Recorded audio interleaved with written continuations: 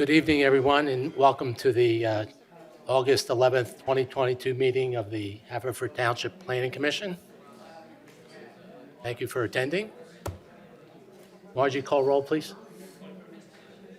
Present.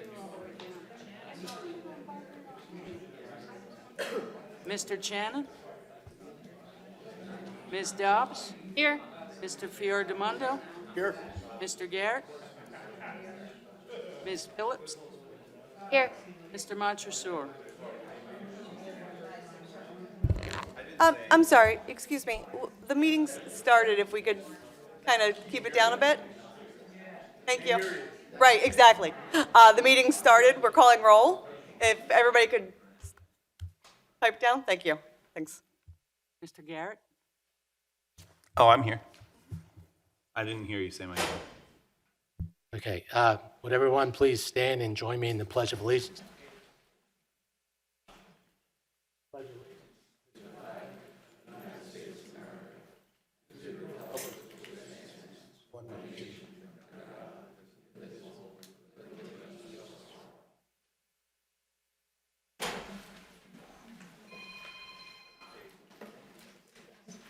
Well, thank you, everyone, for coming out tonight. We have 3 items on our agenda. I assume that most of you are here for the comp plan, and that's going to be the 3rd item. So sit tight until we get through the first 2 subdivisions. First item on the agenda is a 2-lot subdivision for a vacant lot adjacent to 4008 Darby Road. And who's here tonight to present that plan? Yes, hello, Planning Commission. My name's Dan Archdeacon with Catania Engineering, here on behalf of eBuild LLC. The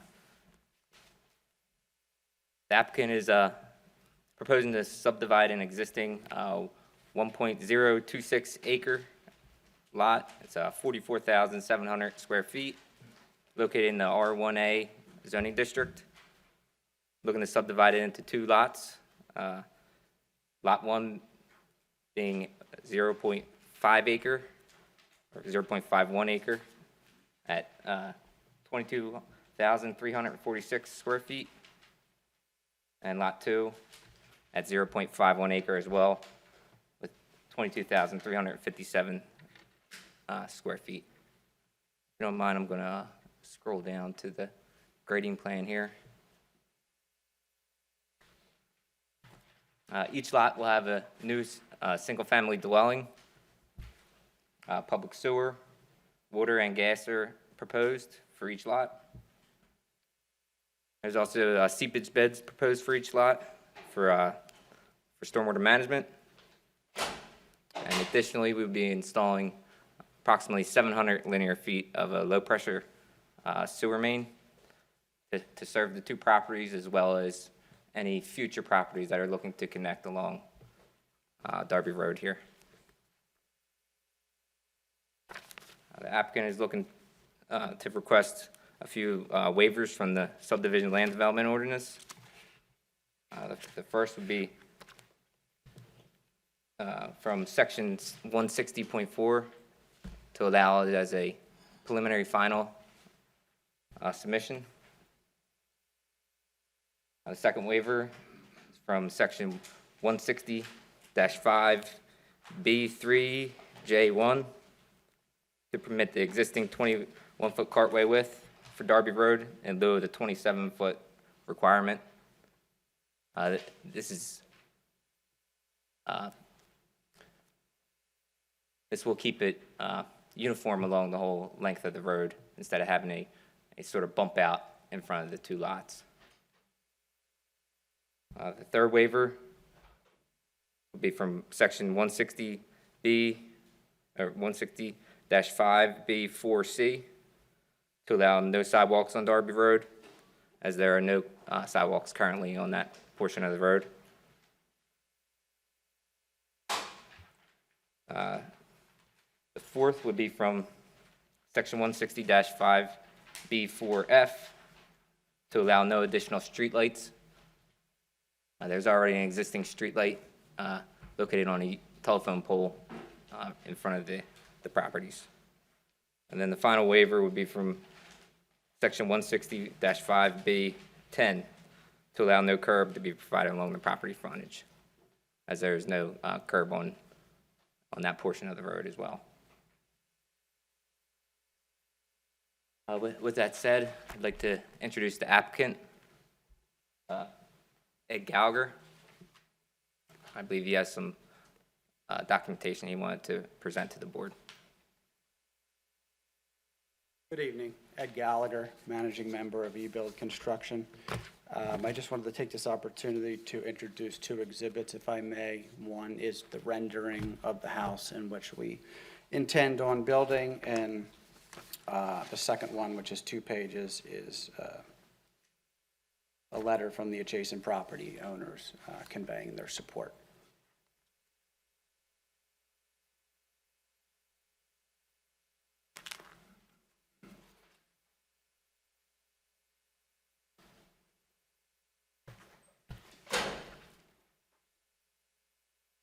Unless there's any questions for me directly, I'll turn it over to Dan, and he can address the comments. The letters from the neighbors, where do they live? 4008 Darby, which is right next door, and It's their property, right? They Yeah. can subdivide, okay. and then your address. We live at 4060, the first house on Darby Road. So you're down the corner, so you're not next to the property, you're at the other end. Yes, Got it. we have a high level of interest I remember you from last time, yes. in support. Okay, I know it came out late, but you get a chance to review the township engineer's letter? Yes, I did.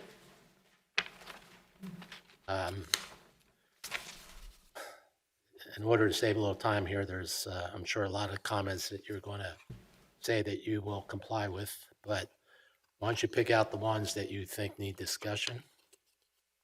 Yes, the only one we feel like there may be an issue would be the site distance for the driveways. We did visit the site, and we measured the site distance. It is also a PennDOT right-of-way, so we will have to clear it with PennDOT to install the driveways. The items that are the issue, I guess, would be the trees. There's 2 large 30-inch diameter trees right adjacent to the right-of-way.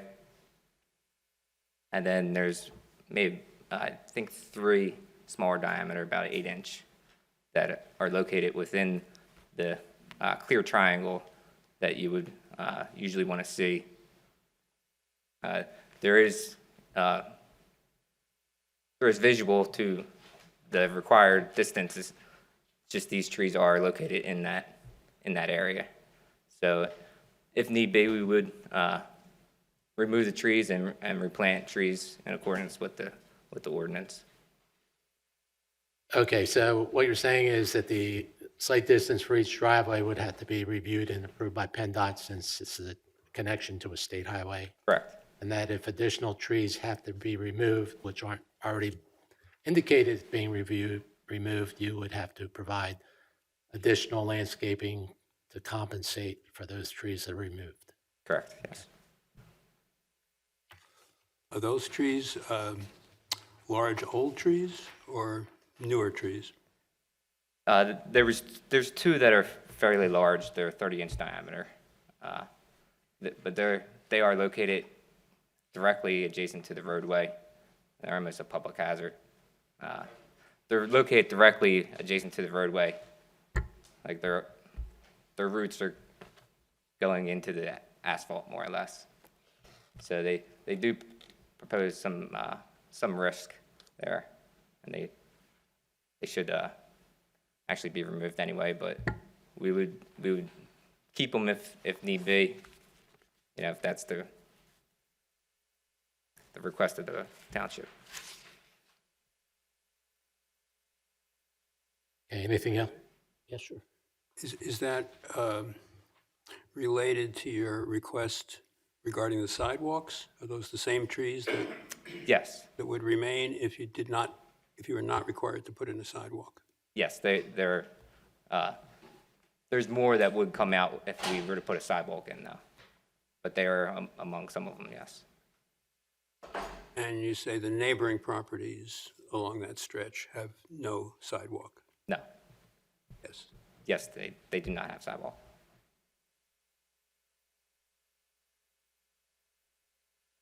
Is there anything else in the letter you need to go through? No, we feel confident we can address all the other comments. Rob, you have any questions or comments? Thank you. Jack? Or is the property, was that to the east developed? Yes, I believe so. And so this is a completely undeveloped lot that you have here? Yes. That you're splitting in two? And is there a reason why you can't put a curb or a sidewalk in? It would take a lot of grading and, because there's a fairly large, it's like 3-foot hill right on the right-of-way. So, It could be done, it would just, you would be taking out a lot more trees. you know, within the township, there is a need for more pedestrian access. And with the opportunity for more development in this stretch, for us to waive a sidewalk and curb requirement would Well, essentially be making that. Both lots on each side are developed. So we're in between two developed lots.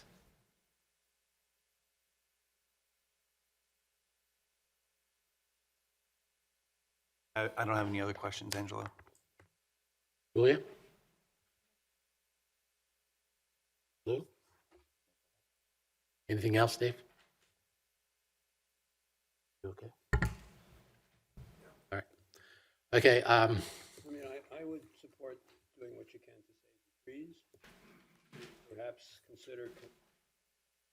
Perhaps consider a commitment, if there is development on the block in the future, that that the builder could commit to later putting in a sidewalk. I think that would be an option, if, you know, there was sidewalk planned for both sides coming up to this development. I mean, David, it never happens that way, though. You can say that you're going to put in a sidewalk later, and then when somebody else goes to get an application, there isn't a requirement that's flagged that says these two houses then need to have a sidewalk or a curb installed. So I think I would like to see the plans with sidewalks and curbs. Whether or not they end up needing to be built, I mean, I'd like to hear from the rest of the planning commission on that, but I know that we have these ordinances for a reason. And eventually, we're going to need sidewalks up and down that road, and one way to get that started is by putting them in. Sorry to interrupt you, David.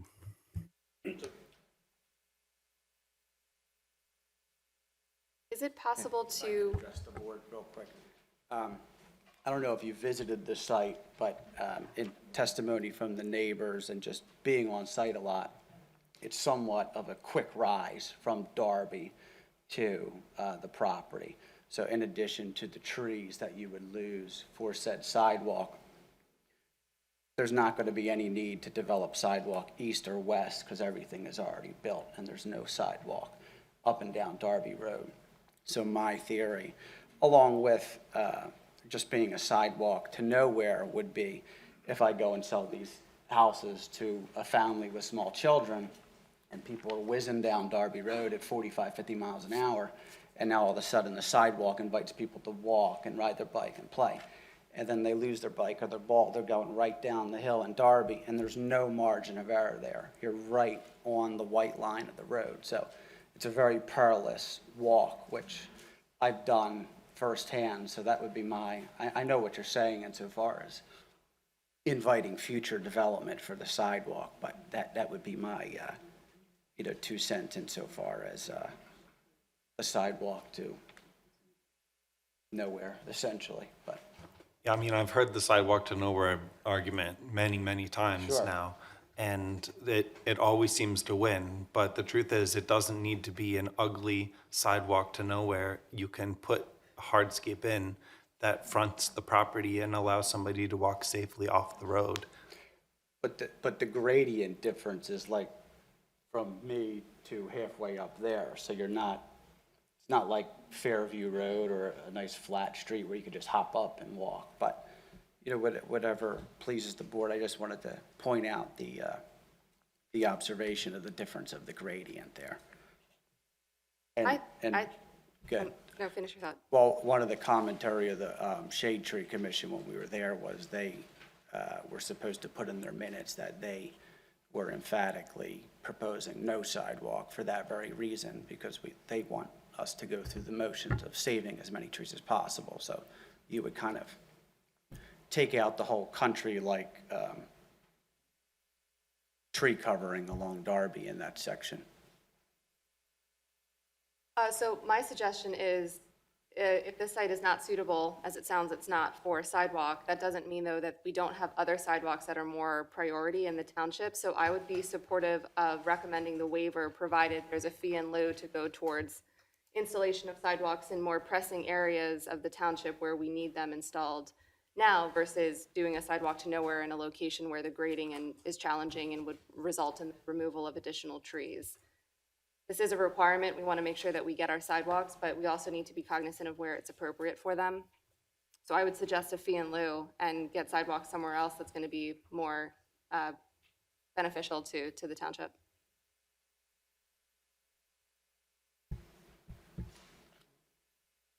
You want to throw curb in there also while you're at it? Yes, I think for the waivers for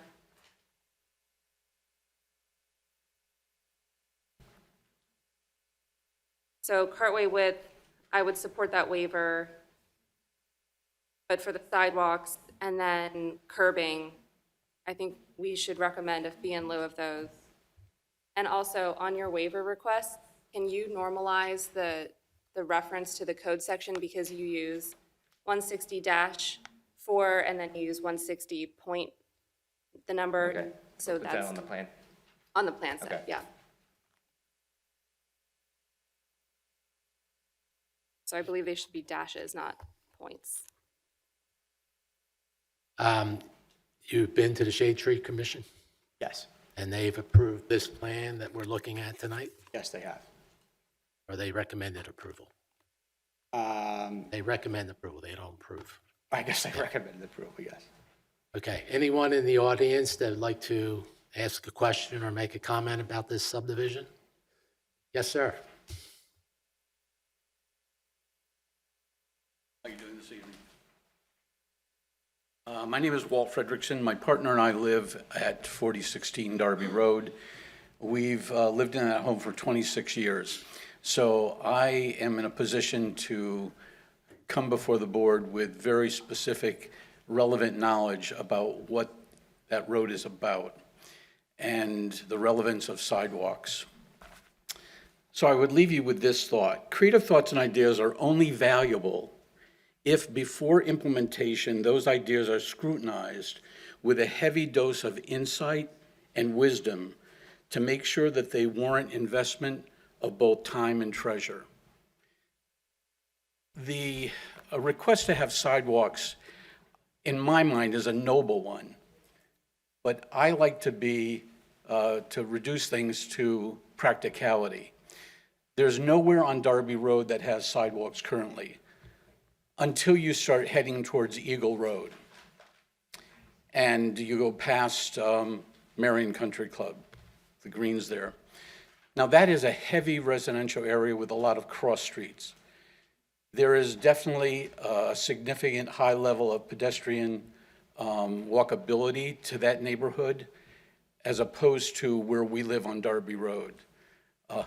Many people have said it's country-esque, which it is. You know, as you are heading west on Darby Road and you're approaching Sproul Road, our home, there's a lot of undulation in the road. It goes down, it curves, it goes under the Blue Route, it goes by the Darby Creek tributary. And In the 26 years that Jim and I have lived in that house, there have been a minimum of 6 accidents. Our neighbors, the Farigalis, have sold their house to eBuild, and that will be renovated. And Henry and Marietta have a circular driveway. On one end, there is a brick wall.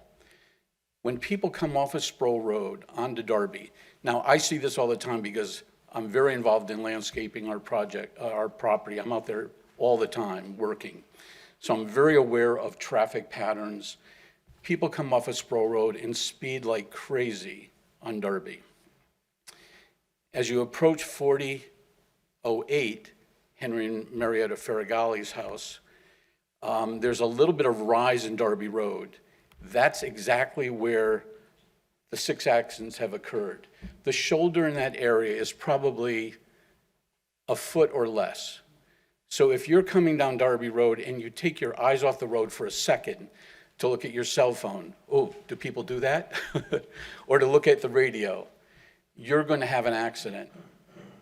Anyone that would put sidewalks in that area, knowing what kind of danger is presented just from the mere contours of that roadway, would understand that, yes, ideally sidewalks sound so wonderful, typical, Mayberry RFD, but you have to look at the reality. I'm not going to be walking any sidewalk along Darby Road. If I were to go to Eagle Road to go to a restaurant, there's no way that I'm going to walk on a sidewalk, go under the Blue Route, go up Darby Road, go past Haverford Preserve, past the quadrangle, and start getting into a village-type setting. You just have to understand there are some areas that do not warrant sidewalks and actually would create more of a hazard for pedestrians and for homeowners. I would encourage you to just think of the liability. I had a 43-year career in the reinsurance industry, so I know insurance well. And the liabilities from putting sidewalks in, from a homeowner standpoint, as Eddie indicated, you get children on that sidewalk with bicycles, and they're wobbling and they kind of fall. You are right in Darby Road. There's no ifs, ands, or buts. You're right into the traffic. So when I hear people suggest sidewalks and bike paths, come to my house and just sit on a lawn chair and watch the cars go by and understand that bike paths would not work, never. And when I think of that proposal, 2 situations immediately come to mind. One is curb cuts. Everyone probably knows the intersection of Sproul Road and Bryn Mawr Avenue. Several years ago, we had curb cuts there. You have, every corner has a curb cut and about a 3-foot section of sidewalk. Like I said, I've lived there 26 years. I drive that area frequently. Never have I seen a wheelchair come out of the woods to use the curb cuts. It is an example of government oversight without wisdom. And when you are spending other people's money, it's really easy to say, we want that. Another situation I think of are the wind turbines in Texas. Someone mandates that 30% of Texas energy has to come from wind turbines.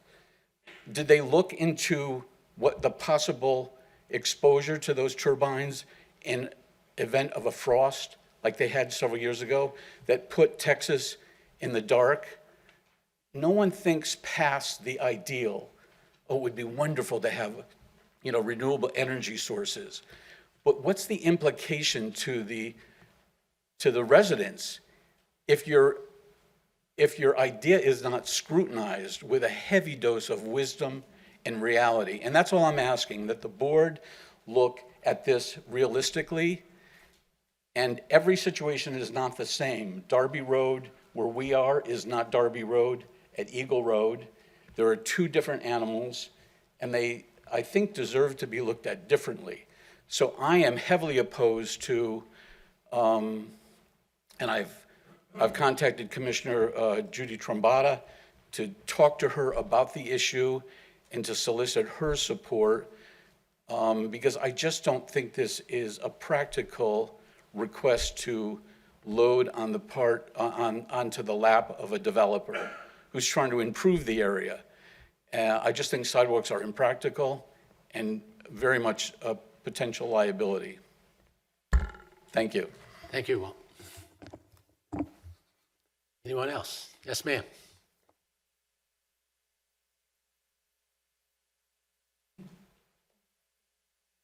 Distributing some handouts.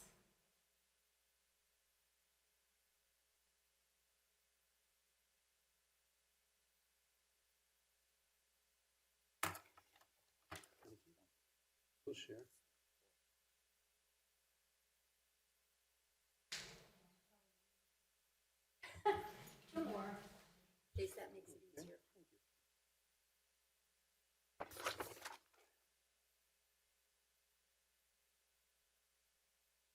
No, we're okay. My husband and I have lived at our present address at 3940 Darby Road. Ma'am, for your name and over- address, please. I'm sorry? Your name and address. Sure, sure. It's Meg Hessen, here with my husband Scott Hessen. We're at 3940 Darby Road, which is immediately next to the property in question. We're just on the east side. You can see our driveway You have coming the down. long driveway with the house in the back. Yep, that's us.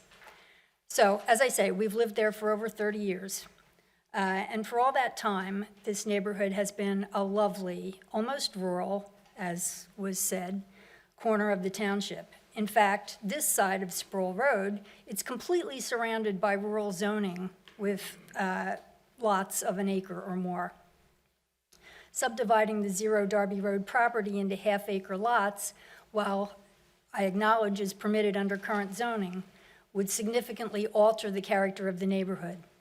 As you can see by the map, these two properties would be smaller than most of the others within this little area of R1A zoning on that corner. Furthermore, it would eradicate the space, the trees, and the ground cover that provide a safe pathway to Darby Creek and the Willow Stream Conservancy for the wildlife that I spoke about at the last meeting of this body.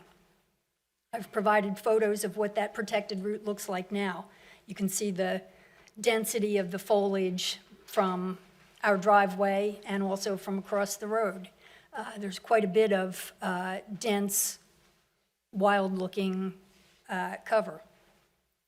For these reasons, we'd like to take a different tack, and we'd like to request that the commission recommend limiting development to a single house, and that if the existing trees and ground cover along the eastern part of the property are removed, that landscaping be designed to include substantial, if perhaps less wild-looking, planting to replace them. Thank you. Thank you. Are those separate, independent requests, or is each connected to, is the second one I'd like connected to to the see them, first? I'd like to see them connected, but I'd be willing to accept either or. Thank you. Thanks.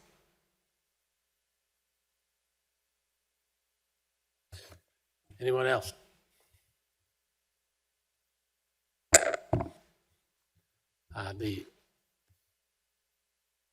The concern I have, I never spoke about this, but I still don't understand why we're not doing gravity sewer, why we're introducing a technique into the township that doesn't exist right now. There's no reason why gravity sewers wouldn't work in lieu of what you're proposing. And additionally,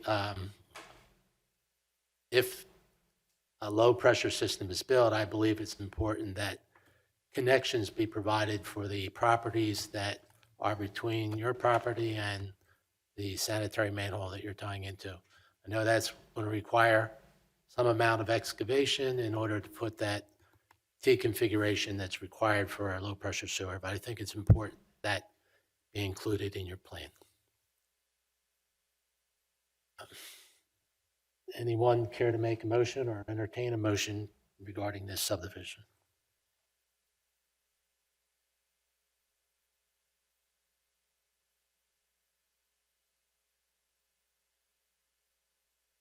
Excuse me, I have a question.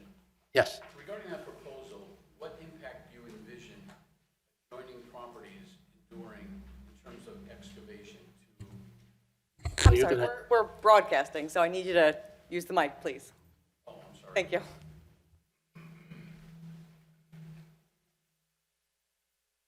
As respects your proposal, just curious as to what impacts to adjoining properties would be felt in terms of excavation to implement your suggestion? okay, their proposal is to basically drill an underground pipe from this property down to the manhole at Brennan Drive. Okay? Okay. And that would be done basically by drilling through the earth. But every place there's a connection, you have to basically excavate a trench so you can put up the backflow preventers and the other valves that go into that type of connection. So that's the type of disturbance I'm suggesting. It may be a trench that's 10 feet wide and 10 feet long. So And that if- would contain the devices and the valves and whatever, so that the homeowner, all he has to do is run a pipe up to that connection point. So it would really be impactful for properties that are east of the Darby plot of land that we're talking about? Correct. But the disturbance would be within the public right-of-way of Darby Road. Okay. And what would the availability for tie-ins for properties west of the lot that we're talking about? And My home and the Faragali's home. West would have to construct another lateral to tie into where their pipe ends. Okay. So they would be going through the same process that the developer is doing right now. I don't know what the length is. It might be shorter, depending upon how far the last house is from that connection point. Sure, but that would be at our choice. That would be at your choice, correct? Okay, thank you very much. You're welcome.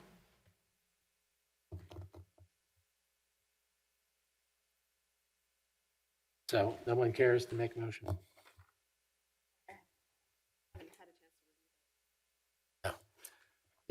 Just so you know, the engineer's review letter has a lot of technical information regarding the low-pressure sewer system. Talks about details and things like that that have to be done in order for this system to be built. So I didn't feel it was appropriate to waste everyone's time going through those details. They'll eventually be resolved, and DEP has to eventually approve this whole system anyhow, so. And then there were some comments regarding how the proposed houses, how the grading on the lots will be happening. And again, those are engineering details that I believe are easily worked out. Each property will get another, will have another plan prepared for each property, which shows detailed grading and stormwater management, things like that. But it'll follow very closely what's on these plans here. Chuck, do we have any concerns about the comments that you raised in your letter? For them being able to meet it through within a revised plan? No, I don't think so, Maggie. I think most of them are just providing more detail with regard to grading and everything, and maybe some conversation between ourselves and the design engineer to get a little more level of comfort of exactly what they're trying to accomplish in some of those areas. Okay. And as Angelo said, most of the comments on the low-pressure system are detail-oriented. Okay. Did we see the elevations that were provided?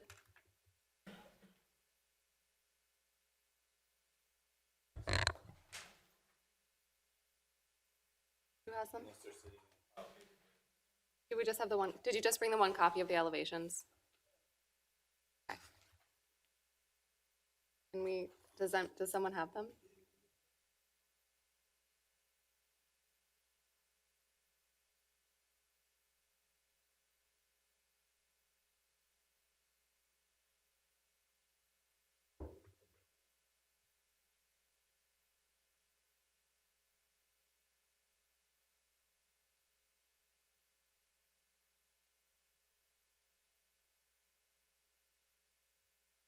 Are these proposed to have side-loading garages?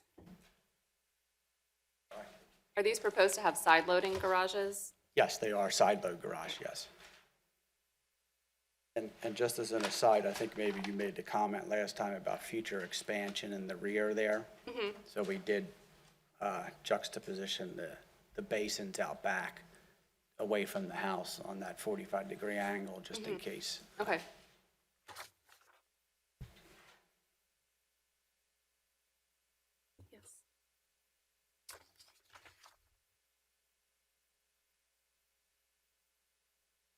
Does anyone else have concerns? All right, well, maybe I'll go ahead and make the motion then. So, motion is to recommend approval of the subdivision plan and the proposed waivers with the modification that the waiver from section 160-5B4C to allow for no sidewalks, and from section 160-5B10 to allow for no curbing, be granted as a fee in lieu rather than a flat waiver to provide funds for the construction of sidewalk and curbing in other higher priority areas in the township, and also pending revisions of the plan to satisfy the engineer's review comments.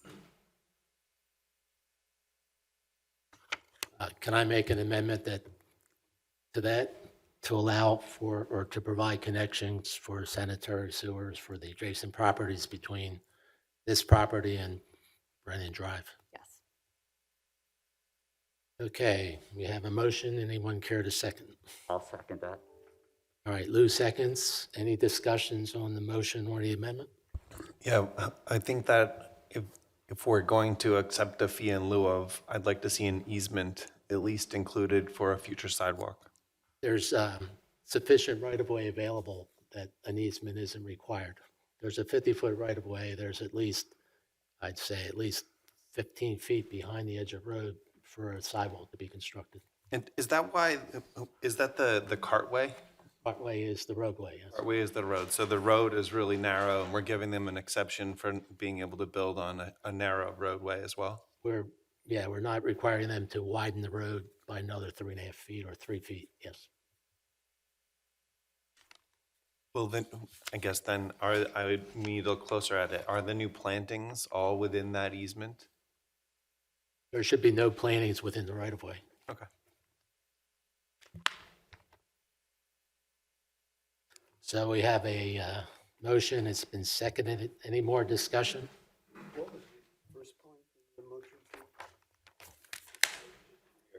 So the motion was to recommend approval of the plan and the waivers with the recommendation that the waivers for sidewalks and curbing be approved as a fee in lieu, and then satisfaction with the engineer's comments, and then Angelo amended with the extension of the sewer.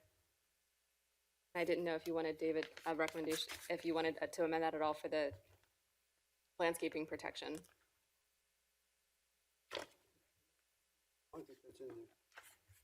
It was, excuse me, that was in our discussion. And to preserve trees as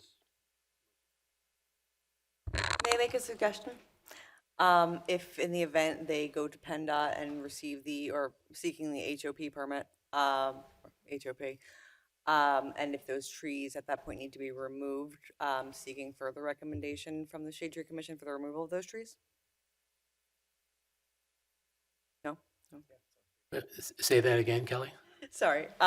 With the line of sight issue, when we were talking about further removal of trees that weren't part of the landscape plan, if PennDOT requires the removal for the line of sight at that driveway, returning to the Shade Tree Commission for additional recommendation. All right, so if additional trees are required because more existing trees are removed than were originally proposed, then the plan has to go back to the Shade Tree Commission. Is that what you're saying? Yeah, that makes sense. I'm assuming they'd have to provide an updated tree calculation plan for the compensatory trees. Right. Okay, so we have a motion that's been seconded and an amendment. Any more conversation? No. All right. Margie, Actually, I'm now a little confused. Okay. Is there any action we're taking that allows them to not have to widen the road when they otherwise would have been required to widen the road? We're granting a waiver from widening the road from 21 feet to 27 feet. Okay, So that 27 feet would be 3 feet on their side. right.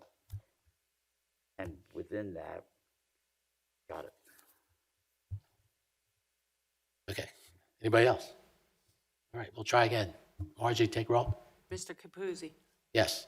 Mr. Shannon, Yes. Ms. Dobbs, Yes. Mr. Fiordemundo, Yes. Mr. Garrett, Yes. Ms. Phillips, Yes. Mr. Montresor. Yes. Okay, thank you. Thank you.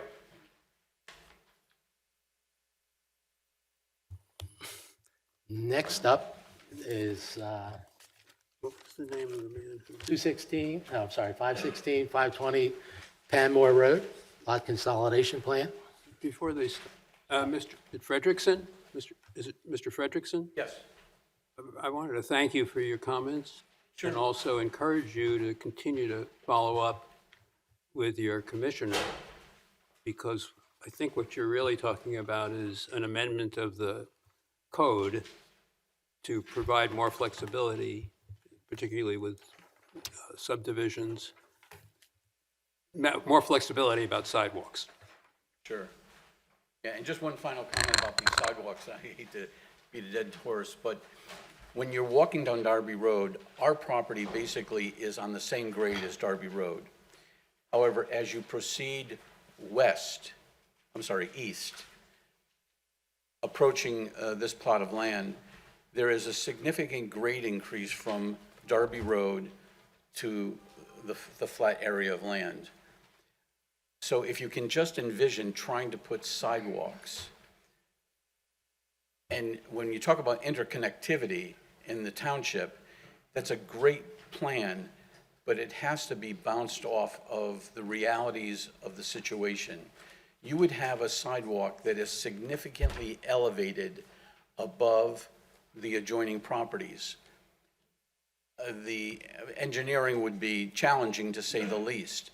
And this is all for a sidewalk that I guarantee you no one is going to use. These are great points.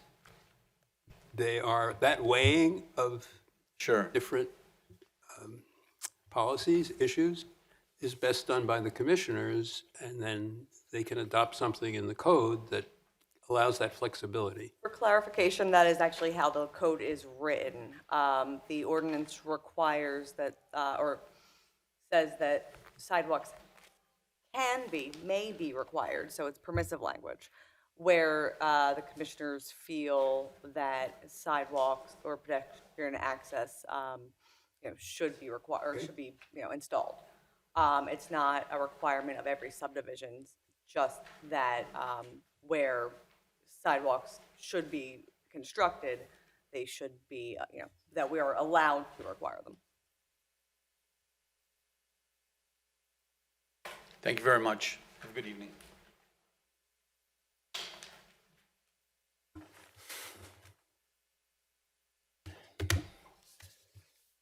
Mr. Petrosin, welcome. Good evening. How are you? Proceed? Yep. Yes, my name is Don Petros. I'm an attorney representing the Haverford School, which is the owner of the adjacent properties at 520 and 516 Panmore Road. 520 is improved with an existing residence and related residential accessories. The 516 is an undeveloped lot, which is adjacent to it. The properties are located in the R1A zoning district, which, as you know, requires a half-acre minimum lot size. They both exceed slightly the required half-acre lot area, but we are proposing to consolidate them. There are some existing nonconformities on the properties. I know, for example, on 520, where the developed lot, exceeds the building coverage requirement of the ordinance, as well as the impervious surface percentages. So the building coverage, I think, is a little over 17%, where 15% is allowed, and the impervious surface is 41.33%, where 30% is allowed. The applicant is proposing to consolidate these two lots into a single non-conforming lot, which would eliminate the nonconformities. 516 is 23,586, almost 87 square feet, or 0.541 acres. 520 is 23,345.9 square feet, or about 0.536 acres. The consolidated parcel would be a single 46,932, rounded to 33 square foot parcel, about 1.07 acres, eliminating all of the nonconformities. And that's, all we're proposing to do is remove the lot line between the two lots. I did just want to clarify that on the agenda, my mind must have wandered a bit, and I incorrectly identified the property as an R1 in the R1 zoning district with a 1 acre minimum, but correctly identified it in the denial letter for an addition that is R1A, which requires a ½ acre minimum, so the minimum lot size are met, but the lot is non-conforming in respect to area and bulk. Building coverage and impervious. Okay, thank you. Don, did you get a chance to look at the August 11th letter? I just did, literally 5 minutes ago. I saw it, and the only issue at all was there was a suggestion of a ultimate right-of-way or a pedestrian easement, and I would prefer not to do that because it does affect the property, but I am willing to certainly to talk to the client about that. That's the kind of thing I'd have to get authorization for. I just wasn't anticipating that on, where we're just proposing to remove a lot line to make the lot bigger. I didn't expect that. Okay. You're here by yourself? Yes. Okay. Rob, any comments, questions? Maggie? I understand that the consolidation will improve some of the non-conforming conditions on the lot. Is there a reason, though, other than just kind of practical matters that you're proposing this now? Like, what's the problem with Well, making it there is non-conforming? a reason, and there was a reason. This is the headmaster's residence, or the residence for the head of school and his family, and we're trying to get them moved in, and they were proposing a very small addition to the property. I think it was 460 square feet or so. And the building permit was denied because of the impervious surface issue and the building coverage area. So we had two choices. We could have gone to the zoning hearing board and sought relief for that, because I think those conditions existed when Haverford acquired the property. They didn't create them, they were already there, and I think they got a zoning permit, but I haven't seen it. I assume they did at the time, maybe they didn't.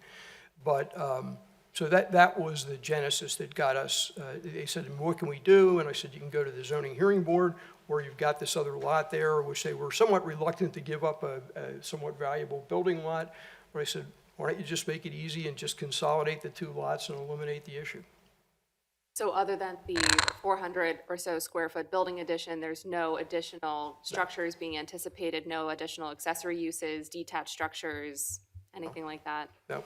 What would be your buildable area, so your impervious coverage maximum becomes what now, so your percentages? Yeah, if you look at there's a combined table on the plan Here it is. that shows. So consolidated calculation would be 8.51% for building coverage, Right, and your maximum is 15. 15%. 15. Right. So ultimately, I mean, I know there's no development proposed other than the smaller building addition, but theoretically then, there could be another, I mean, you're only using half of the building coverage at this point. Right. So just in terms of what that would mean for potential future additions to the structure, you could build essentially like another house the same size. Sure, I mean, another way of looking at it is we could have built a whole nother house on the other lot. So, but you're correct, you're not wrong. Right.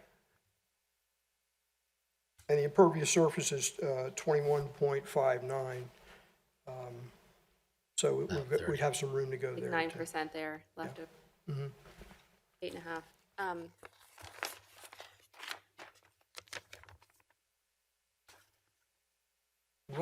We won't be able to build another house, however, if we consolidate the two lots. Right, of course, yes.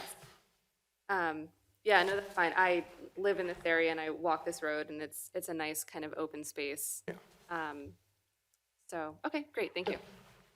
Two things. Yeah, go ahead. Two things.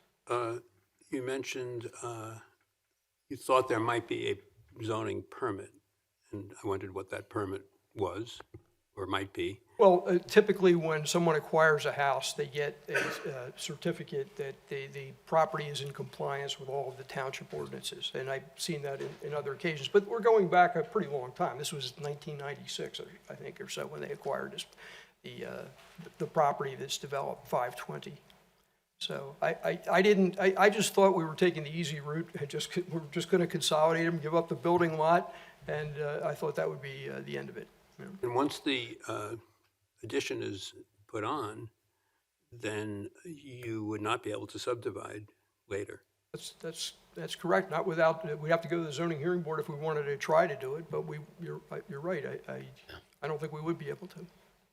To answer your question about the permits, in the same manner that the permit that kind of resulted in us being here, previous permits had presented the lot as being combined.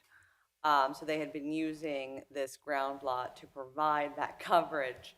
And, you know, up until not that long ago, we didn't really have the means to research that to, you know, for every single lot, for every single permit. With, you know, electronic documents and mapping systems, it's become a lot easier to say, hey, wait a minute, that lot isn't that size. And that's where the red flag here ran up, saying, okay, wait, no, this lot is only a half acre, not the acre that they're saying it is. And that's why the coverage was permitted previously.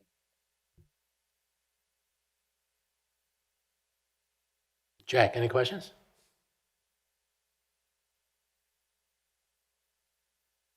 Yeah, I'm trying to find out exactly where this is. Is this a corner lot now? No.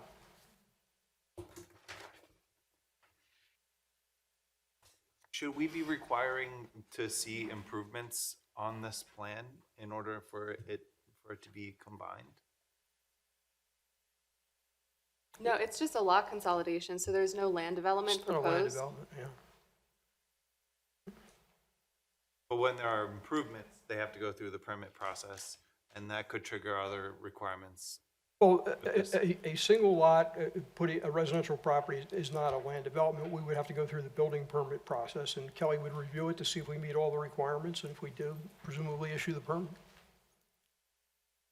I have no other comments. Julia? Lou? Okay, I have a couple questions, Don. I don't know if you can answer them or not. There's a 20-foot wide private right-of-way along the rear of the property. And it looks like there is a walkway that runs through that. Do you know who that right-of-way is in favor of and where the walkway goes to? I don't. I'm pretty sure, it goes to these three properties here, and it looks like a fourth property.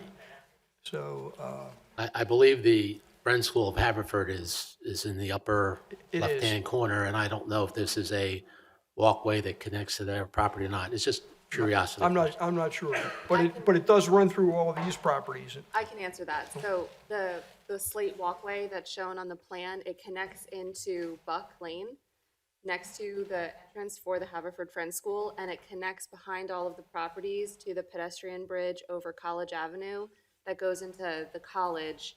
So that's actually how I get to the nature trail at Haverford College, is through this pedestrian walkway back here. So it's kind of tucked between, or like tucked behind the properties. But it goes all the way from Darby to tie into the Haverford College Nature Trail. That's an interesting, So anybody can use it.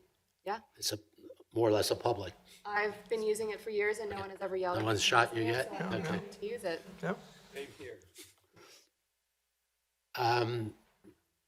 There's a little area in the upper right-hand corner. It's like a slate area. It's labeled slate area with a connection into the driveway. Do you know what that's used for, or does it have any purpose for this property?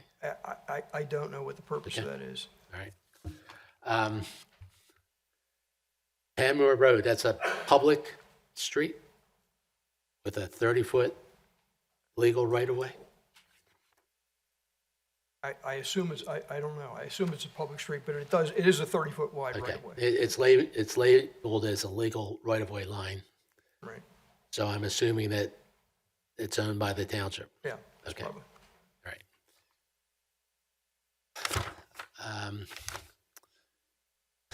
And I believe the lot is serviced by public water and public sewer? That's my understanding. Okay. All right. Our zoning ordinance has a provision that requires the setbacks be determined by either the minimum established for the zoning district or the median of all the houses on either side, within 300 feet on either side of the subject property, okay? In this case, we're showing a 40-foot setback, which is the zoning requirement, but if the other houses adjacent to this are, say, 50-foot back, then the zoning, the setback would have to become 50 feet. And I think that's important to show what that existing setback should be based upon that criteria. You basically have to go out and do a survey. Well, you have to at least measure it with a tape or something, yeah. I thought I was taking the easy Yeah, I road. know you Apparently did. I'm not. I know. Sure.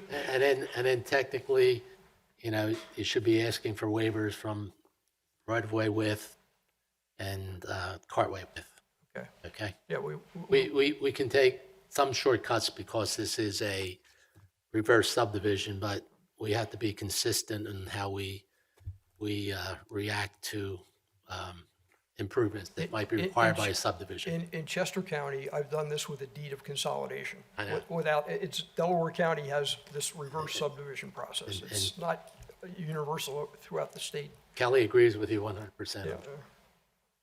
So,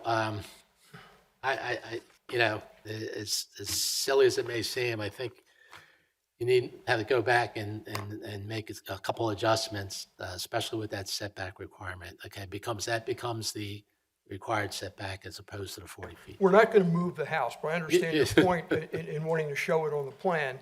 And we'll do that. We'll do that. What scares me is they got the slate patio out front. If they ever decided to want to put a porch on there, then they're getting close to the setback. And if it's 50 feet, not 40 feet, if the setback's bigger than 40 feet, then you have an issue.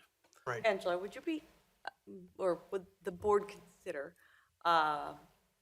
possibly making that a condition of approval, as this is a reverse subdivision, and no development of the other property is proposed? Yeah, I'm okay with it. Where is that, the building addition proposed? I don't know. I didn't think it was relevant, but I can probably figure that out if you. To the rear? Okay, thank you.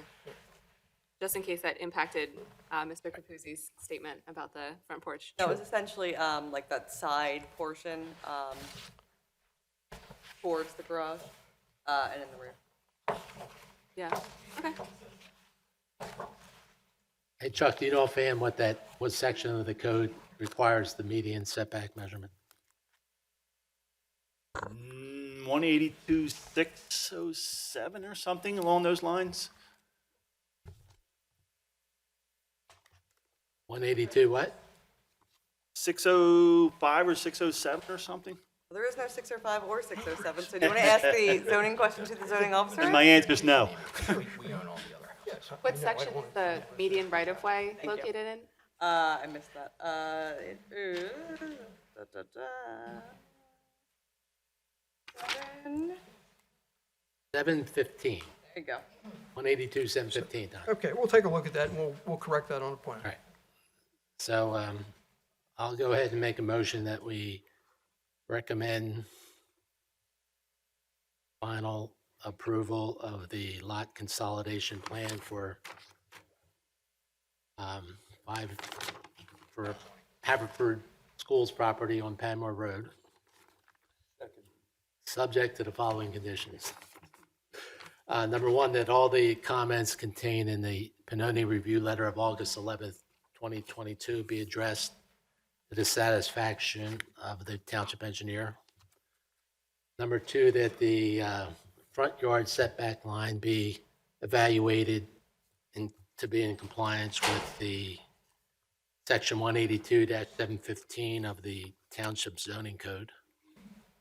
And number three, that all appropriate waivers be listed on the plan, specifically partway width and right-of-way width.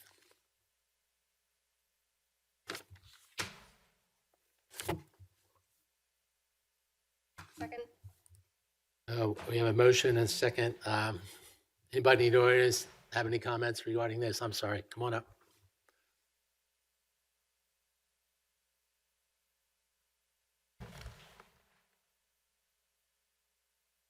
Good evening. My name's Jake Swan, 522 Oakley Road. I live right behind this property.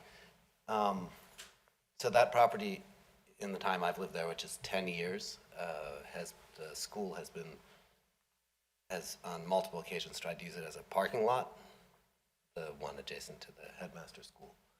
And so there's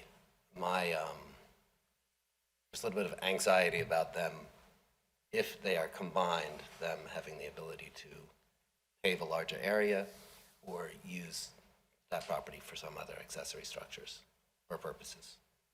I'm not sure if that's a problem or not, but that's the reservation that comes to mind. The fact that they're combining lots doesn't affect how much pavement they can put down on the lot.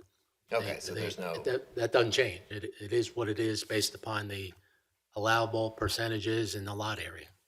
okay, And at a parking lot, I don't know if that's a permitted use in the R1A district or not. well, I don't think it is. No, I don't think it is. The other question is, there is, as I think someone mentioned, the right-of-way, there is a gate from the footpath that goes behind these properties that students use to cut through over to the school. So students come from I guess it's the high-speed line, and then come through our neighborhood and cut through the back in order to access the Haverford School. And if that right-of-way is not maintained, then it creates a problem for kids trying to get to school. Just wanted to point it out. The only right-of-way that's shown on here as far as the walkway goes is the one that runs along the backs of the properties. Along the back, Right. okay, so there's And no right-of-way nothing through the proposed to property. change that. Okay, no, right now, visibly, there is a walkway leading from that footpath to Panmore Road and a gate. It must be in another, it's not on these properties. Well, it is, it's just not pictured on those drawings. Okay. Only It 2 goes, points. it goes through the headmaster's house?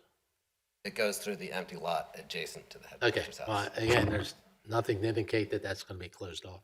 Okay, great. Thank you. Anyone else? No. Okay, so we had a motion and a second. We had a second, right? Yes. Okay.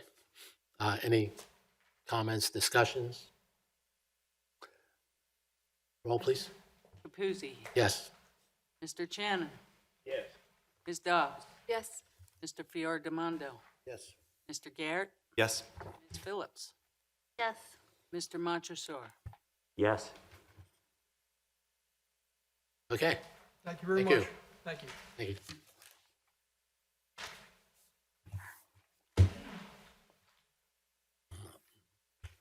Well, that's about all we have time for tonight, so thanks for coming. All right. Third item is the comprehensive plan.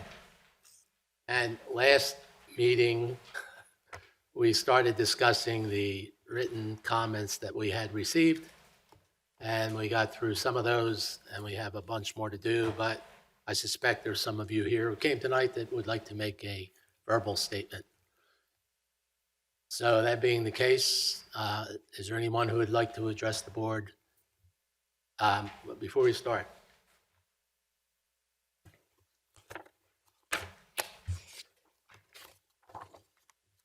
Is Doug here? I'm sorry. Doug from Millbrook, Doug Wolf, is he here? Okay. All right. He's not here, so I told him he could speak tonight if he came. All right, I'm going to start on this side of the board. Anybody in the first row would like to make a statement? Come on up. I need your name, address, and if you could, try to keep your comments to within 3 minutes. 3 minutes, sure. Suzanne Strickler, and I live on 58 Ralston Avenue, which is, runs perpendicular to Eagle Road, and right there by where you're proposing. I read the paper that, about what was proposing for that section, and by taking away, from how I read it, you're taking away the driveways of the commercial properties in order to have more sidewalks for more pedestrian traffic. And the problem that I see with that, living so close to Eagle Road there, is that it's going to force people to park on the side streets and on the back streets, which is where we live. And there's enough congestion right now and enough traffic that I think that closing off those driveways are not really going to be an answer, as far as that goes. And I have another question. As far as the old township building, for what it's graded as, I think it's industrial, is that where it is? It's an Probably industrial one? institutional, probably. I don't know, has the board thought about having a parking garage as opposed to just a parking lot? That would facilitate, first of all, getting money to the township for parking, but also that would have a lot of people being in one place instead of, what they're going to do, like when we have the Haverford Township Day, they just park everywhere. There's no more parking on the streets. They'll park anywhere they can, to walk down, to enjoy the facilities. But what that does is that it's just congested for hours. And the more of these businesses that we have, if you're cutting off their driveways, you're forcing them and the tenants who live above them to park somewhere else, and their guests, and that sort of thing. So I'm not really sure that's going to really stimulate more businesses for people walking. I know that I live literally, right there, so the walking is, kind of scary, but I don't think eliminating driveways for the commercial properties is going to be an answer. The driveways would only be eliminated if there's a consolidated plan that takes into account parking requirements for whatever that use becomes. So to answer your question, the driveways won't go away and the sidewalks won't be put in unless a whole block is developed and enough parking is provided within that block to satisfy the uses that occur within that property. Has the township thought about a parking garage? as Well, opposed the to a- parking garage was considered, and it's not off the table. The trouble is that township building is a historic building, so people are trying to think of a way to preserve the building because it is a historic structure. But one of the ideas kicked around in preparing the plan was that maybe that's a good site for a parking garage. So it's not off the table, but we'll have to wait and see how it develops. Yeah, I'm just afraid that it's going to really have a negative impact on our values of the property, and we just went through that reassessment, for the taxes, so all of us are now paying more taxes, and to have, less parking, more congestion, and more people cutting through is not very attractive. All right, Okay, thank you. Thank you. Sure. No? Next row back. No. Yes, sir.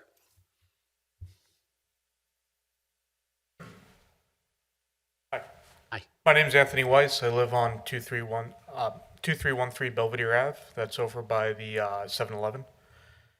My property is actually bound next to two businesses, one that comes right up to my property line. I have a big cinder block wall on one side of my property.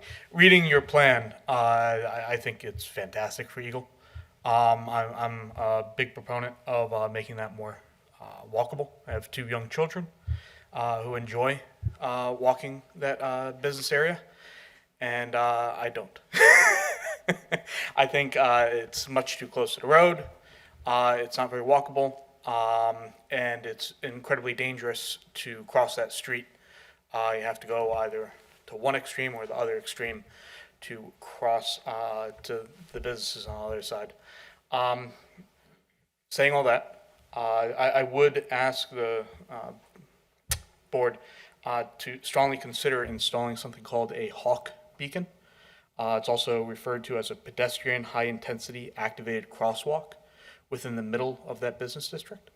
It is something similar to what we have by the middle school, just better. And it would be a great opportunity to test something like that out for an improvement to what we have at the middle school. It's been found to significantly increase the compliance with traffic regulations without impeding the flow of traffic. I have some information about it if you guys would be interested, but I would strongly recommend considering this traffic device. It's something that's been approved by multiple departments of transportation, including the Pennsylvania Department of Transportation. But otherwise, I think it would be fantastic, and I think the plan of reintroducing the setbacks to that area would be fantastic. I certainly would enjoy it as a property owner that has a business. They have something like this on Lancaster Avenue in Ardmore, don't they? I'm not sure if they have that specific. I've never seen one in Pennsylvania myself. Okay. But one in Ardmore, you push a button and they actually have flashing lights. not flashing lights. So this actually introduces a stop signal. So it is a traffic light type device, Okay. which has wigwags of red lights that have the same effect as a stop light. So it's much easier for a traffic enforcement officer to issue a ticket for running a red light to back up and protect pedestrians. It makes enforcement a lot easier, and it makes compliance with regulations a lot easier. Make that, and it doesn't introduce any restriction of traffic flow, because after that wigwag, Right. or after a steady state, it goes to a wigwag that allows motorists to proceed through. So it'd be good for a high flow street like that. Gotcha. All right. So the idea of the hawk signal, and there's some great videos on YouTube about them, explaining them. I would highly encourage just doing a quick search for hawk signal. I'm sure. The idea behind it is you have two red lights, followed by a yellow light on the bottom. When a pedestrian activates it, it's an immediate activation. It goes from a yellow light to indicate a yield to two red lights. Those two red lights indicate a full stop is required. After about 10 to 15 seconds to allow a pedestrian to enter the crosswalk, the red lights begin wigwagging, on, off, left, right, to indicate to motorists that they should yield. And once there are no pedestrians in the crosswalk, they can go ahead and proceed with caution, which would allow traffic to continue to flow. And it's been found to be much more effective than just lighting up blinking yellow lights when someone wants to cross. They tend not to be respected. That's a great point. Yes. As evidence to support your point, you might check out the light in front of the Bryn Mawr movie theater on Lancaster Avenue, where Okay. I have seen people step into that crosswalk thinking they can now cross, and the drivers, not on purpose, but just don't Exactly. realize that they have to stop. As a parent of two children, I am not looking forward to having them walk to school, to middle school, and trying to navigate those 8-9 lanes of traffic with just a blinking yellow light. I would love to see one of those, one of these devices, and it's relatively low cost. They can be solar powered, and estimated cost is around $58,000. It's a lot to you and me, but in terms of a traffic device being installed as a township, that's pretty affordable. No trenching required if you go with something that is solar powered. Thank you. Thank you. Next row back. Anybody? No? Last row. Okay. First row over here. Anybody wish to talk? Second row? Yes, sir. Good, how are you? My name's Nick Fabiani. We own a property on Rosemont Avenue, 2504. And we received this flyer, and it kind of looked like it was from Haverford Township.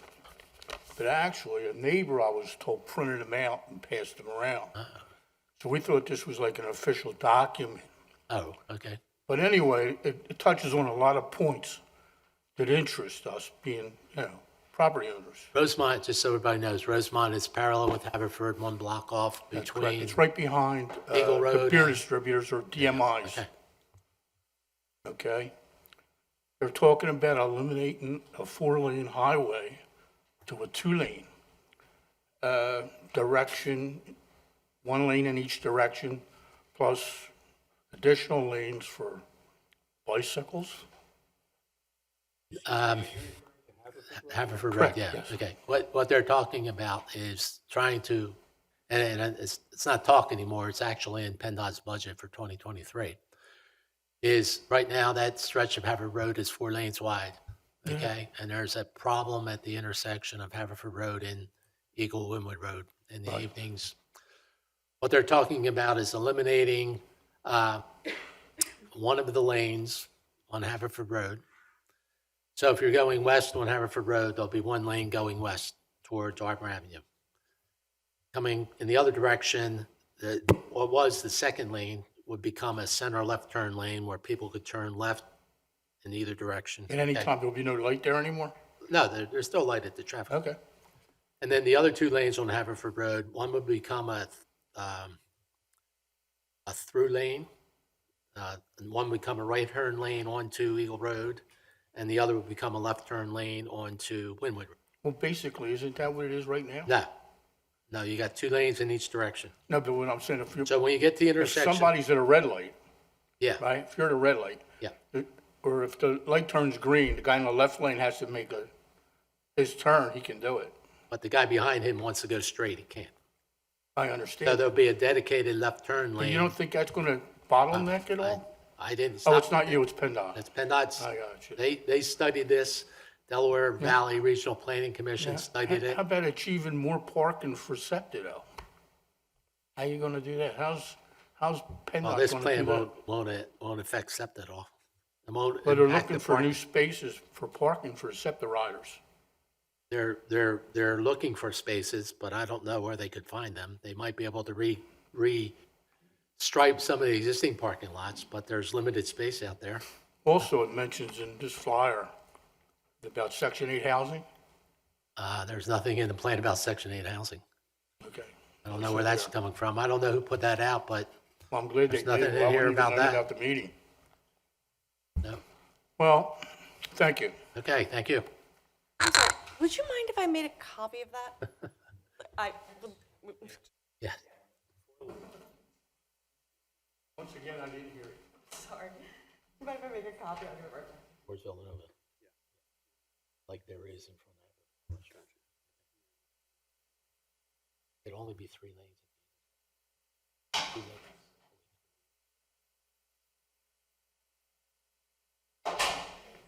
That, turn lane, either direction will become a left. Picture with it. Give me a minute, please. They got 4 lanes, okay? This is Eagle. Or Winwood and Eagle, okay, this is Eagle. So this would be a right turn lane onto Eagle. This would be through, and this would be a left, and this would be this way. Then right, right. At some point here, this becomes one of these guys. You could turn either way, like you have on Eagle Road now. And they would eliminate that so you can make a left turn. You wouldn't be having a head-on collision. Right. And then over here, you have a left turn lane. You have one going through. So these people have unencumbered right turn lanes. People can go through without having to wait for these guys to And turn. this is where Haverford, Caricon goes Yeah, straight? Caricons, yeah, that's down here. I'm sorry. Okay, where were we? Second row, we're done, second row, third row? No. Yes, sir.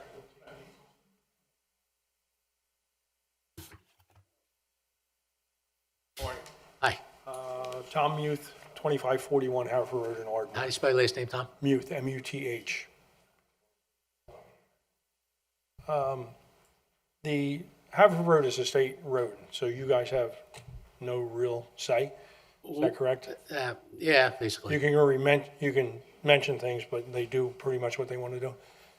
I was reading the the page things that you guys went out.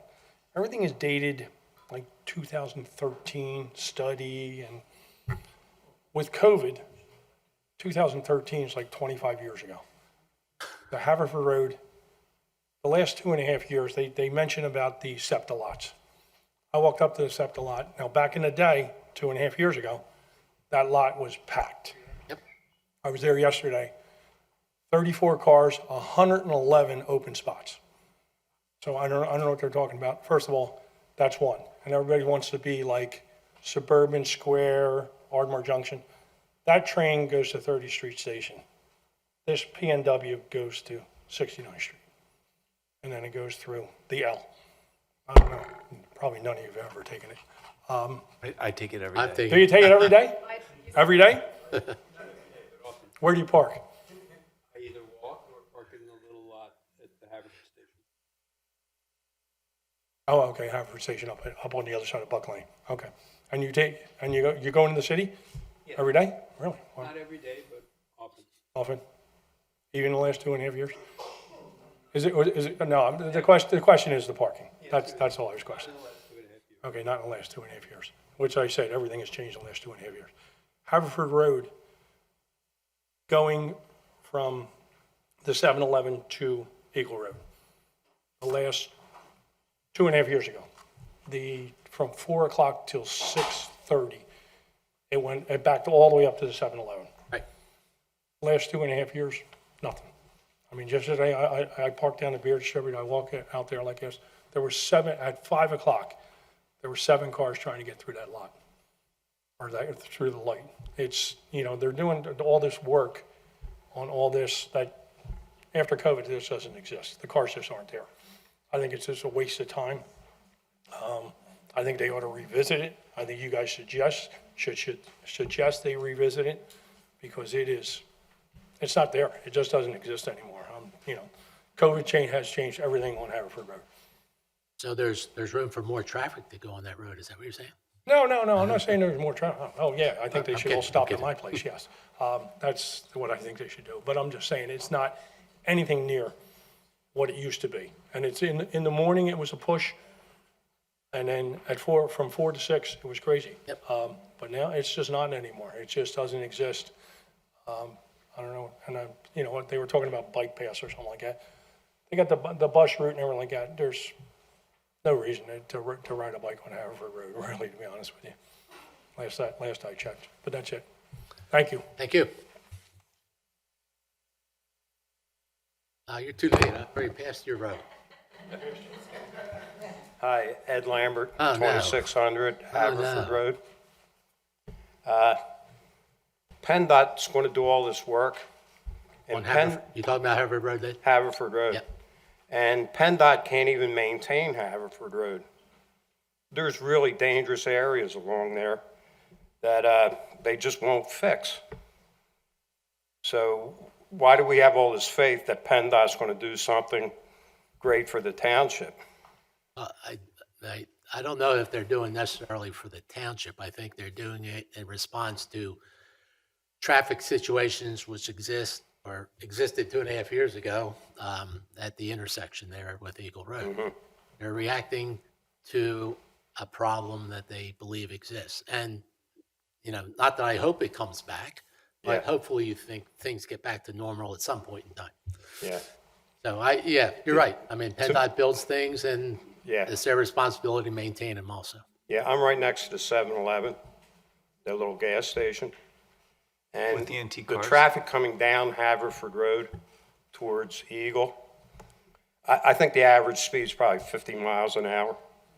Mm-hmm. And I went to the township 3 times when they finished Chestnut Ball about the little kids crossing the street there, and to see if they would lower the speed limit through there. And they said, oh, no, that's not our thing, that's PennDOT.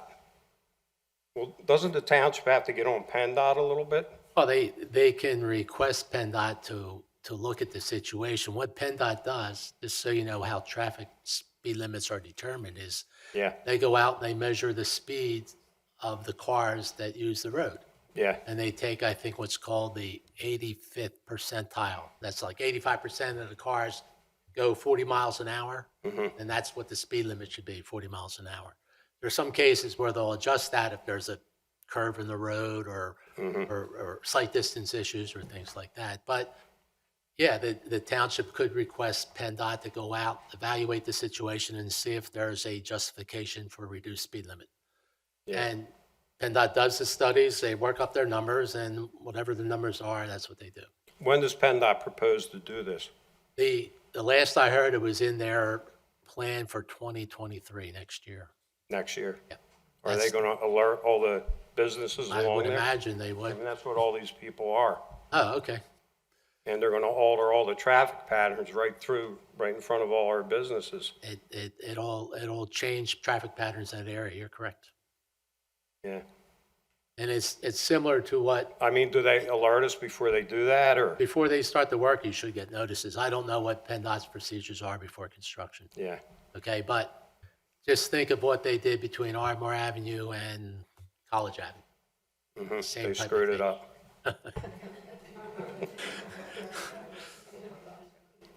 Well said. All right, that's it. Thank you. Thank you, Ed. Good to see you, Ed. Next thing. Anybody else? Yes, sir.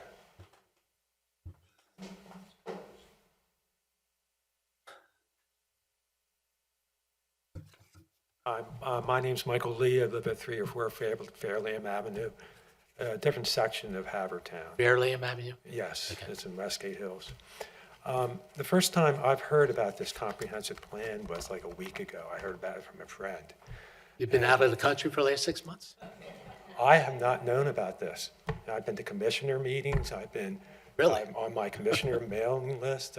Unbelievable. I have not heard a single thing about this. So I went and I looked at the 95-page document you had. I had to enlarge it like 5 times and center it. It just seems as though a lot of people in this township are going to be affected by this, and they have not a clue about this. And it's a real failing. I'm glad to see all these folks here, but there's a whole lot of other people who will be blindsided. They know nothing about this. And you need a better communication strategy. You really do. We've reached out to everyone in the township, believe it or not. We sent out surveys. The survey that you recommended in the report was from 2019. Before that, they just said it in the thing you And sent we went out. through 2 years of COVID where we sat around and did nothing for 18 months, okay? So I apologize for COVID, but this thing has been going on since 2019. Yes, but nobody knows about it. No, yeah, Yes, okay. but that is your problem. How can you have a comprehensive plan if no one knows about it? Yeah. So, Okay, so- I'm sorry, but. All right, so you have any comments that you'd like to make about the plan, or you Yeah, haven't the had a chance plan to needs, review it it yet? affects the entire township. The entire township has to be informed about it and given the opportunity to talk about it. Okay, Okay, thank you.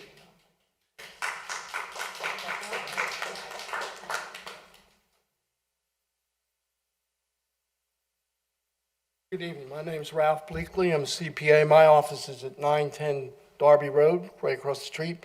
But I'm here to talk about my wife's shop, which is 36 West Eagle Road.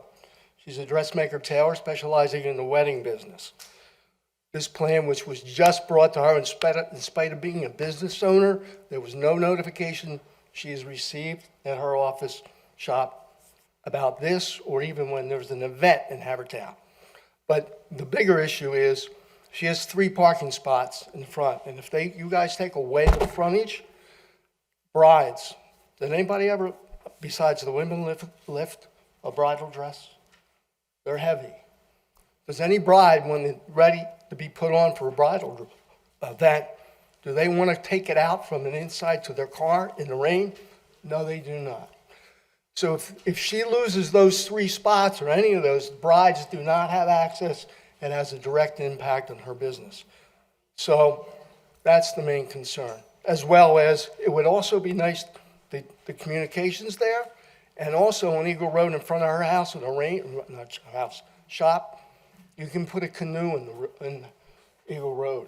You have a serious water problem in heavy rains. and the drains aren't cleaned properly. That's it. What address is your wife shop? 36 West Eagle 36. Road, Okay. Nyla and Company. Okay, so there's nothing in the comp plan that's talking about taking away parking in front of anybody's property. It's talking about taking away, there is No. frontage. You have to understand what the plan says. The plan says that if you take an entire block from Belvedere to the next street up, okay? And you get all those property owners to agree to come up with a new plan for the entire property where everything that's there would be demolished and new structures would be built, then part of that development would be having all the parking in the back and having sufficient parking for all the uses within that block. So you're But none of gonna that- wipe, they're gonna wipe out a block of businesses. None of that can occur unless all the people who live along that block agree to it. What do you So if think your the wife- real probability of that happening is? If a developer Zero. comes in and offers your wife $2 million for her property, would she take it? No, She wouldn't? Well, then she Correct. doesn't have to worry. because you have to close a business for 10 What? years. I was saying, That's a lot she of doesn't have to income worry. that's worth of value. If It's not worth it. If they can't be motivated by a developer coming in and doing that, then nothing will happen. Okay, all right. Appreciate your time. Thank you. Thank you. Anyone else back there? Let me finish over here.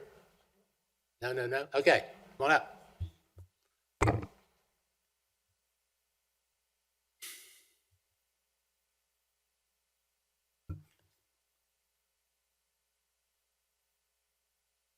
My name is Joyce Loeb, 2415 Winfield.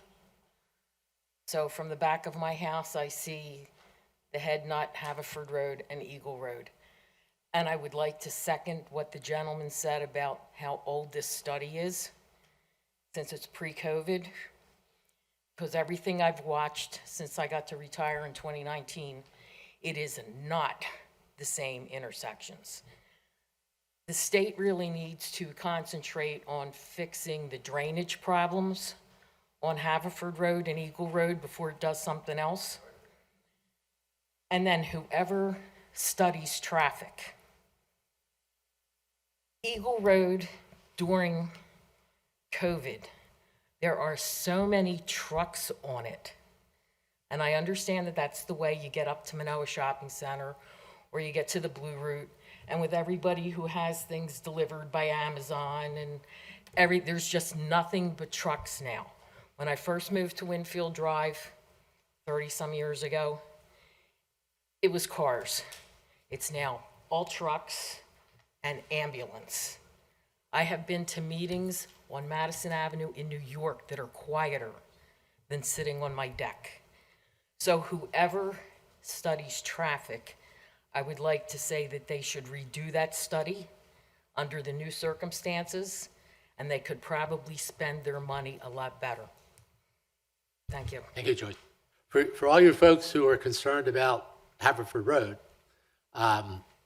since PennDOT is a state agency, and you feel that the study is no longer appropriate or that the improvements would not be warranted, it'd be a waste of money, you could always contact your state representative who has a direct line to PennDOT, okay? You can express to them the concerns you have about doing those improvements, and you might get more of a response from the state representative than you would from the township. Okay, so keep that in mind if you have real concerns about what's being proposed for Haverford Road. But as far as the township's concerned, you know, it's a PennDOT state highway, and they decide what projects they do and when they're going to do them. Okay? Anyone else like to speak? Yes, sir.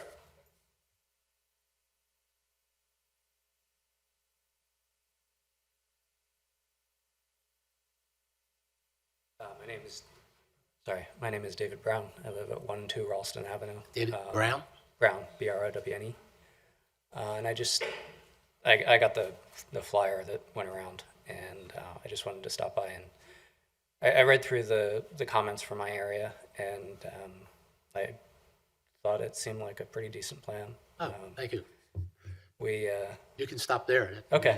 Yeah, I was going to say, I've started watching zoning meetings and all that online over the past 2 years, and it makes it a little easier to understand it looks like they're trying to set it up so that people can do things, should they choose to, rather than the township mandating things.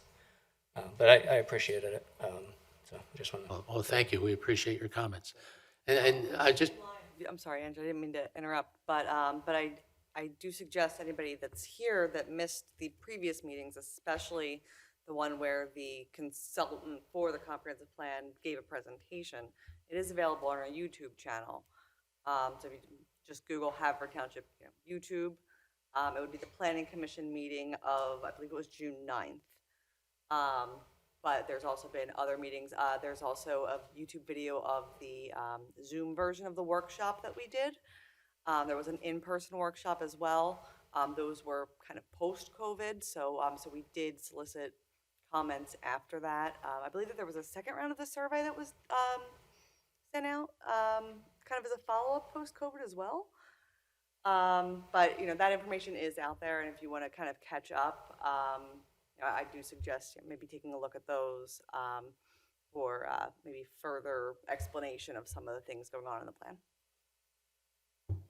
and one other thing I want to point out, just so you understand, the comprehensive plan doesn't carry in any legal requirements. It's a blueprint for what we would like to see Haverford Township look like in the future.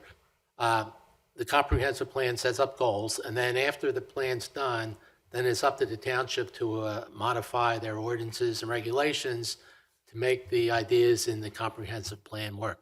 It's kind of like if you're taking a trip down to Sea Isle City, okay? You got to get from Havertown to Sea Isle City, but there might be 6 or 7 routes you can take to get there. So the comprehensive plan tells you want to go from Havertown to Sea Isle City, but it's the changes in the regulations that tell you what roads to take. Anybody else? Yeah, real quick, is Caricon a state road? Yes, it is. It is. Yep. Do they have anything planned for that? Not that I know of. Yeah. No. Because there are a lot of businesses right there, too. Down, if yeah, they're- before the bend, yep. Yeah, okay, thank you. Yes, sir. Yeah, and as far as folks who may not, no, we started having meetings on the comp plan in June. We had 2 meetings in June, 1 in July, 1 in August. September 8th is our next meeting. And then we'll still be discussing the comprehensive plan then. If we're lucky, we might get through all the correspondence by our second meeting in September, which is September 22nd. But eventually, after all those meetings, the Planning Commission will make a recommendation to the Board of Commissioners that say, we recommend that you approve the plan subject to these conditions, or that you start all over. We don't know what we're going to recommend until we sit down and discuss it among ourselves. And the purpose of these meetings that we've been having all this for the last 3 months is to see how you guys feel about it. And you might have some good ideas which would persuade us to tell the commissioners, don't do this instead. So it's great that you come out and voice your opinions. We really appreciate it. And we'd like to see you back again next time. And we'll only charge $5 at the door to get in, so you can afford it. Also, if anybody's further interested in actually looking at the Haverford Road corridor study, I believe that there are copies of that study on the, I want to say the DVRPC website, which is the Delaware Valley Regional Planning Commission. PennDOT may also have it available, so that study is available online. I also have a copy in my office if anybody wants to pop in and look at it, but you might be more comfortable at reading it from your own home. Otherwise, but right, connecting to a state official is really the direction to go there. And one more thing to remember, after we're done with our review of the plan, it goes to the commissioners. They're going to have a public hearing, which is a formal hearing. It's advertised, and everybody will be able to come back and tell them the same things you told us. If we're not convinced by your arguments, maybe you can convince them. But this isn't what we do here isn't the end of the line. There's still more opportunities to present your comments and concerns. And did I see a hand raised back there? Yes, sir. My name is Frank Pulcini, And we have property at 61 West Eagle Road at the corner of West Eagle and Grassland. We have a ballet studio and the old Stewart's Carpet building there. We apologize. This is the first time we heard about the comprehensive plan. So I don't know how we missed that, but we missed it. And I appreciate knowing that there are places to go to learn more about it and see what happened in the past. However, it seems like there's going to be voluntary components to it. If there were not voluntary components, especially as it relates to parking, if a significant portion of our parking was taken away, it would highly impact our ability to do business, for moms to park and bring their kids to the ballet studio, and for us to rent the building that we're trying, the first floor retail space that we're trying to rent now. So I apologize, I don't know enough, but I picked up some information from you tonight that indicates that, a whole block would have to agree on what to do. That seems like it would be very laborious and difficult to get agreement across, 14, 15 different businesses. So I'm just wondering where the township is trying to go with this. We love Haverford Township. Of course, we want to see it be improved and beautified, and pedestrian safety is important. I think Eagle Road's very dangerous for pedestrians walking as it is. But we're just trying to figure out what we need to be thinking about in the future as it pertains to our business and parking and those kinds of things. If you get a chance, take a ride up to King Street in Malvern, okay? Okay, I'll be there tomorrow morning. Okay, take a look at what they did there along King Street. As you come off of Lancaster Avenue, come into Malvern from that direction. And that'll give you a sense of what the township hopes to accomplish along Eagle Road. Okay? We have businesses on the first floor, residential above them, with all the parking in the back, and a much more friendlier atmosphere, pedestrian friendly in the front of the stores. And it seems to worked out real well for Malvern in that area. So take a look at that. That might give you a better sense of what we're trying to achieve here.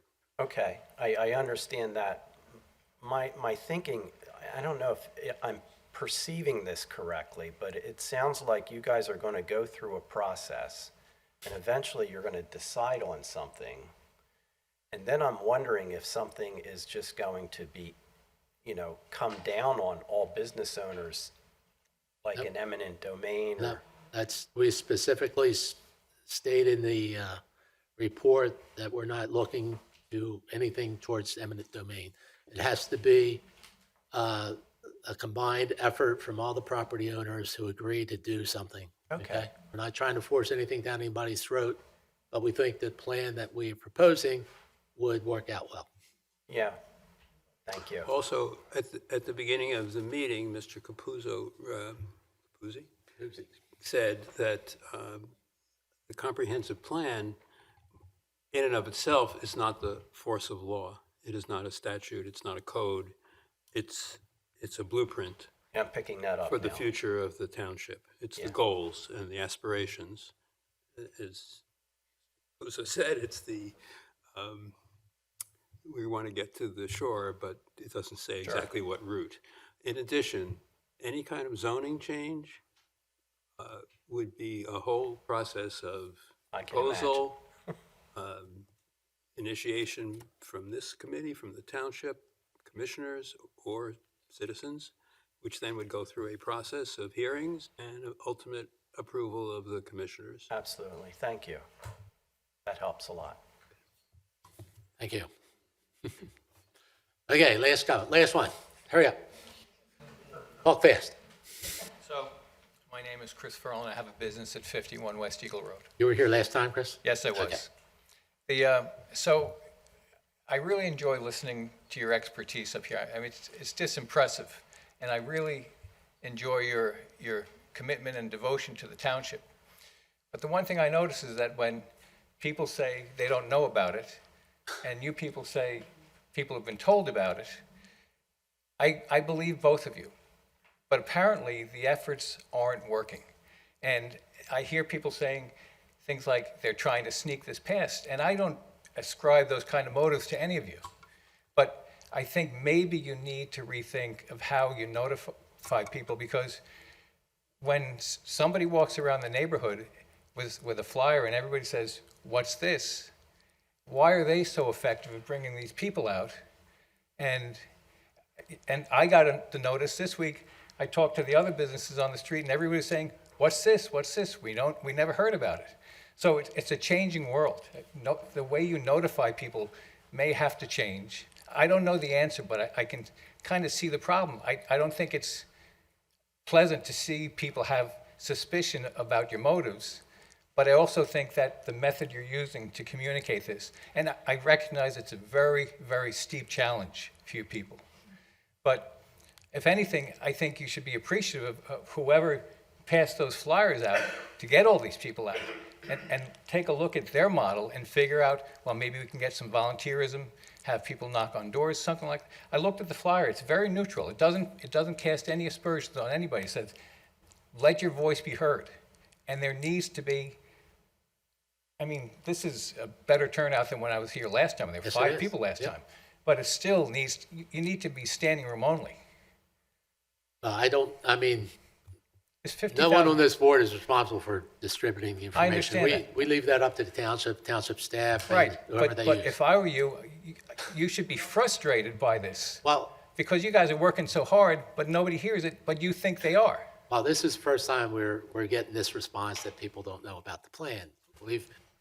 The last 3 meetings we had, no one said, we didn't know about this. They all came to discuss the plan. because they didn't know about Okay, it. Well, It's also, the planning commission didn't prepare this plan though either. The plan was commissioned by the township through a consultant and engaged a comprehensive plan committee to develop this. We are the public venue where everyone gets to review it and bring it to us, but communicating this to all residents was not part of the planning commission's role here. Our role is to hear your feedback and recommend revisions to the draft, but we didn't prepare this draft.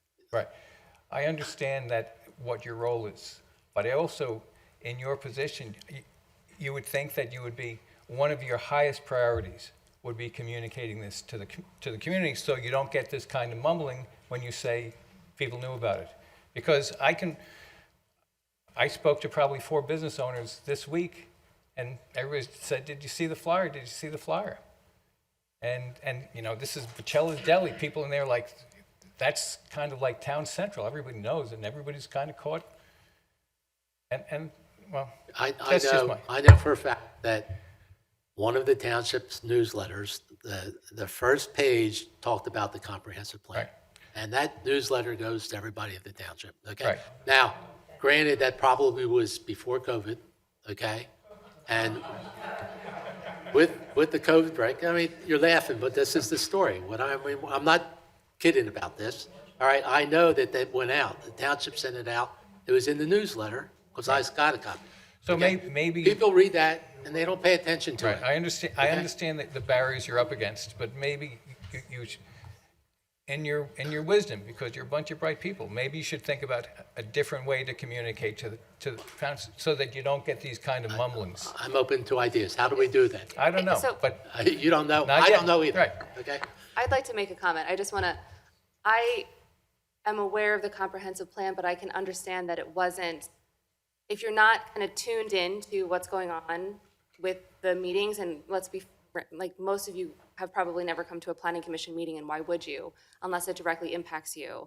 So Chris, I really appreciate your comments, and thank you, because none of us here are trying to sneak anything through. Right. This is we're not trying to be surreptitious.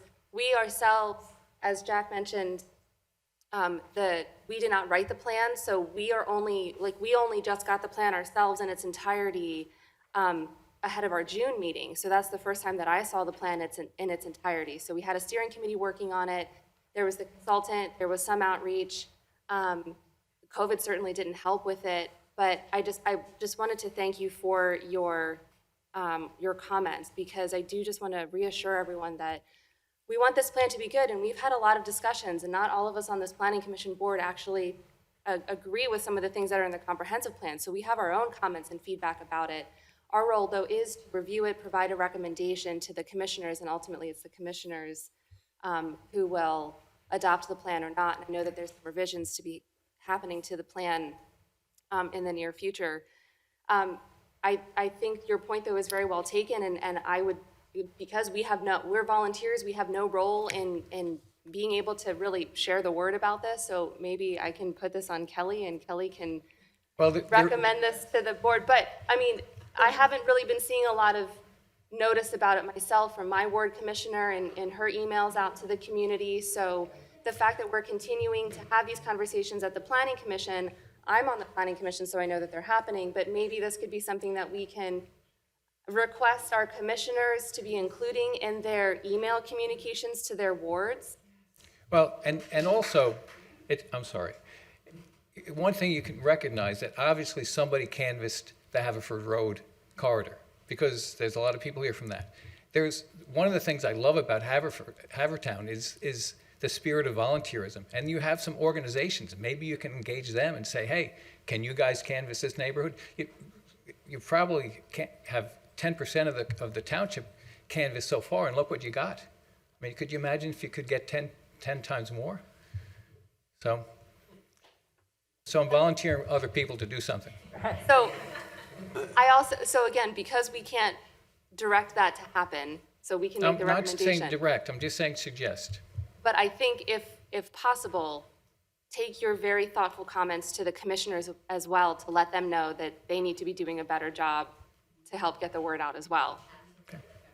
Okay, wonderful. Thanks, everyone. I would also suggest that we take these comments to heart, we take them seriously, they're important. We seem to have as the old movie said, I think it was Paul Newman, we seem to have a failure of communication. Absolutely. And you want it to remain collegial, not confrontational. I suggest not only to the commissioners as a group, but to your commissioner, and that you be sure you're on the list, the listserv, whatever it's called, the email list, so that you get notices from your commissioner, and encourage your commissioner to give you notice when something important comes up. Great. And maybe suggest to the commissioners that when they put out a notice, not just say, we have a comprehensive plan. That word may not mean much to people. It may gloss over.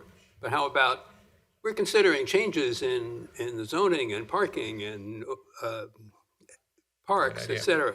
And this is really important, so we'd like your views. Yep. Something like that. Great. Okay, Chris, I Great want you night. to hand out notices to everybody in Brookline by tomorrow afternoon.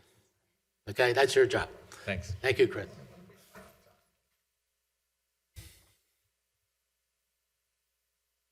And your neighborhood association. I thought you guys thought, oh, lucky, she didn't get up here yet. Gail Frowley-Semrad and I live at 879 Penn Street. I am the president of the Brentford Civic Association and also the president of the Haverford Township Civic Council. So I know you guys are going to be reading our minutes tonight, hopefully, because I think what we actually shared throughout the plan is probably going to be important for all these folks to hear, because they may not have been to those other meetings. The other thing that I do want to suggest is that you mentioned contacting your commissioners, which is fantastic, but get involved with your civic associations. Contact your civic associations, because they're the ones that are going to help fight for you. If you're not a member, I'm sure you can go online. We have the whole list of all the civic associations at the Haverford Township Civic Council website. And you can get in touch with other people in your neighborhood. And like you said, get the word out, make it understood. And that was a great suggestion in regard to, what does comprehensive plan mean to you, right? How many people gloss over that? I do know for a fact, because I've been to like every meeting, that, and you know, we had to prep for the meetings, that there has been information out on the website for Haverford Township. Is it easy to find? Not so much. right? Not so much. So Haverford Township definitely can do a better job. We did move it to the front, like the homepage. It is, and it's been that way for about 2 months now, so it's, Good, it was great. addressed. Yeah, so that is one of the things, and I hope that you can stick around and hear our comments from the Civic Council, because we went through that plan line by line and made suggestions. So I want to thank everybody because you're all part of our community, right? We represent you, the Civic Council, and I just want to thank you all for showing up. I think this is fantastic because I was in that 5-person meeting also. So thank you so much. Gail, can I ask you a quick question? Sure. How many times did you put information about the comprehensive plan in the meetings through the Civic Council emails? It was in our information citizens network. If you get that, it's an electronic newsletter, Informed Citizens Network, and it was in there in regard, and that has about 20,000 members or something. The mailing list is huge, and there was a little blurb there with the connection to the comprehensive plan and to any additional information. So that's the Civic Council. Brentford Civic Association, we emailed our members. And we said, get involved.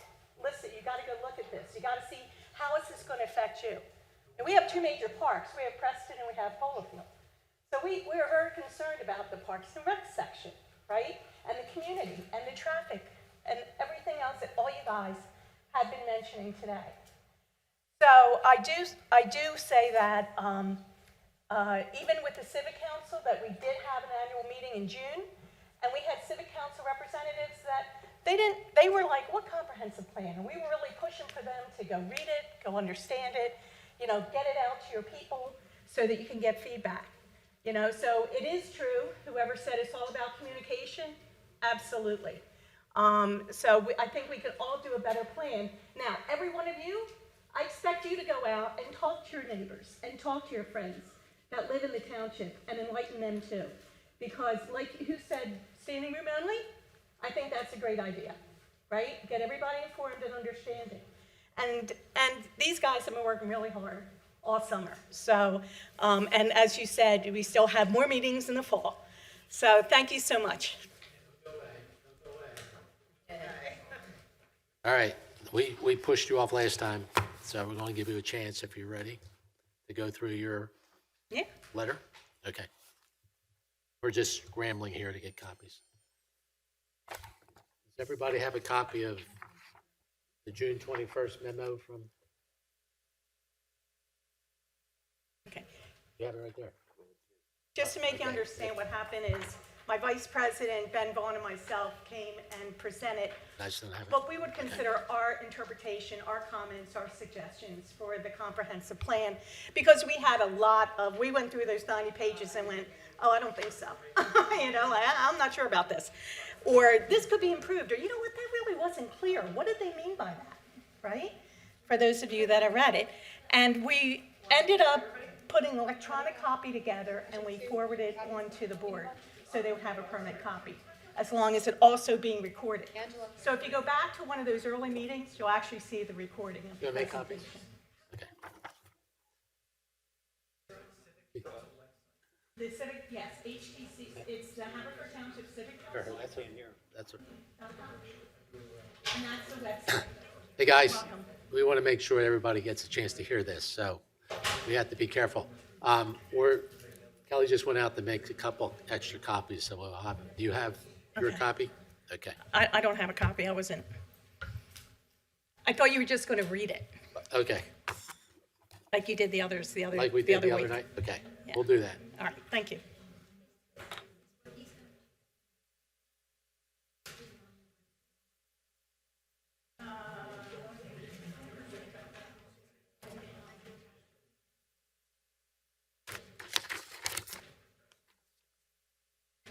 Thanks for coming, guys, appreciate it.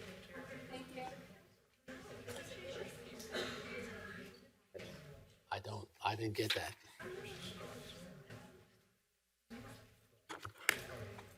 Are we continuing to read that? We're going to read, yes.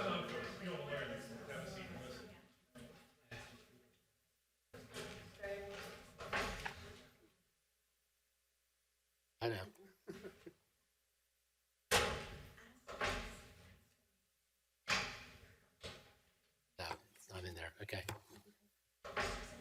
All right, we're just making copies of this one letter so we can go through it.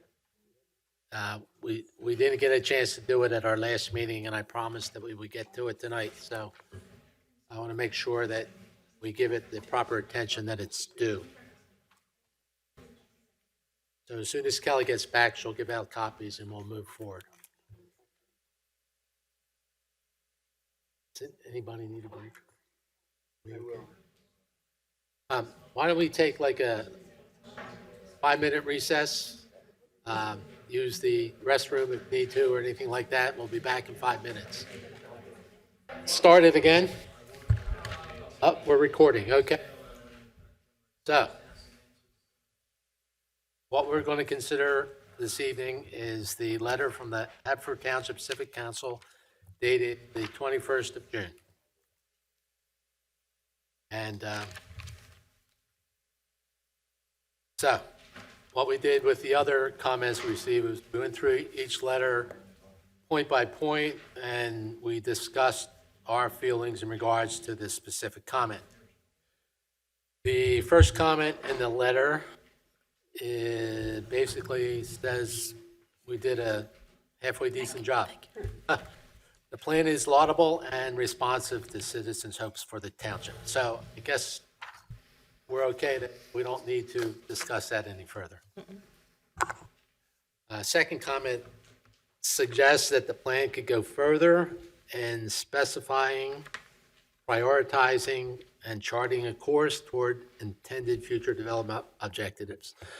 And I think in discussions we've had so far, the Planning Commission is of the opinion generally that the comprehensive plan needs to provide more specific information in regards to projects and their priorities, okay? As far as charting a course, I mean, the course is going to come out of the prioritization, I would say. And that, as I mentioned, is one of the things we feel the plan is lacking right now. So our comment to the consultant and to the commissioners would be that we need to have more specific timetables and criteria for implementation of the goals stated in the draft plan. So is that kind of what you were thinking? Mhm. Simple, that's a yes, nod of the head is yes, Yes, okay. that's a yes. Great, okay, so, David, no, now's the time to comment on that. I concur, but also would rephrase it to say both more specific in some places, but also more general in others, in terms of the vision, the goals, what the township aspires to accomplish as a township, as opposed to, say, specific planning provision. Because, true, the devil is in the details, but those details have to be worked out in the future. So I would say in addition to more specificity, sometimes you can be too specific. You're better off with, I think the plan would be better off, but also having more general goals and guidelines. Making it more readable? Is that what you're thinking? That too. Okay. Okay, anybody else want to comment on that? No, okay. And feel free to jump in here, okay? Anytime you want, just Which cut section me you're off. in right now, Angelo? We're on page 2 All right, of the June 21st letter, perfect. okay? We're down to item number 3.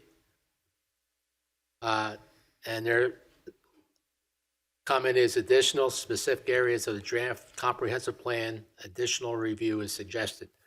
And the first item is the proposed town center. Now, just to clarify, the proposed town center basically begins at the old township building and runs south to where Darby Road splits. That triangle, if you were, would be the area that the township would be considering as a town center.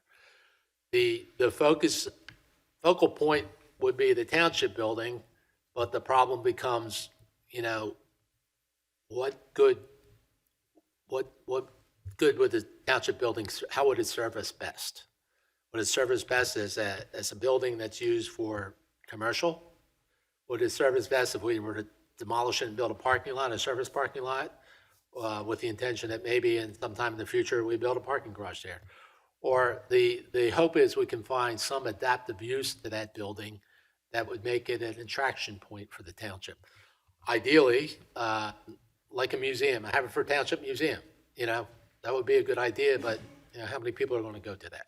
Okay, so those are the struggles we have as far as the specifics on what that town center looks like. But the limits are basically from the township building down to where the road split. And, as properties become available, there's a gas station there, there's the Chinese restaurant, Japanese restaurant, whatever it is now. If they become available, it would be prudent for the township to expend funds to buy those properties and start that process moving forward. I think ideally that if the comprehensive plan gets approved and the town center is part of the plan, that maybe we spend, some money to hire a consultant to tell us what's best for that area, given all that's happening in the surrounding area. So, I have it in my mind where the town center is, but we may need to tweak the language to suggest that, land be purchased, becomes available, and maybe we hire a consultant at some point to study that area. Yes?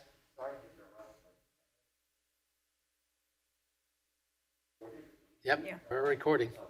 Okay. I snap my fingers and they go. All right. Redevelopment examples and maps. Okay.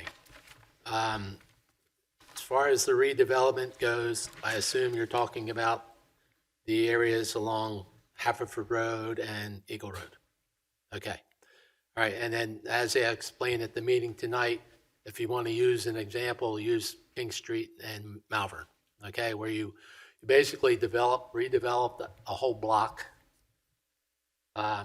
built new units, a new multi-story building with commercial on the bottom, residential on top. The parking would be whether it's structured parking, underground parking, that remains to be seen. But the idea is it would clear up, eliminate all those driveway cuts along Eagle Road. Okay, you have one ingress, one egress on each side street, from each side street, okay? And the area in the front of the building would be devoted to pedestrian space. Hopefully making the area more walkable and more convenient for people to want to come to that area and visit several stores. But it only works, as I said, is if all the people in the same block agree to either form an LLC and develop themselves or sell out to a developer. We tried something in 2009 that didn't go over real well with the businesses there, so we came up with this idea here. Anybody else want to add to that? I'm just wondering, are we just defending each of these points, or are we just getting? Well, we're trying to explain why the comp plan is the way it is, okay? And answer the question that's in each area. Okay, are we not doing that? I just wasn't part of the steering committee, so this is. Oh, okay, well, you guys. Your comments are not my representative comments. of my comments because That's I right. wasn't on the steering committee, so. That's right. I'm trying to explain what the steering committee thought when they developed the draft plan. Okay. If you have questions of me about the steering committee, you can ask me and I'll try to answer them. But they're reacting to the draft plan, and you guys may not know all that went into how that plan was developed.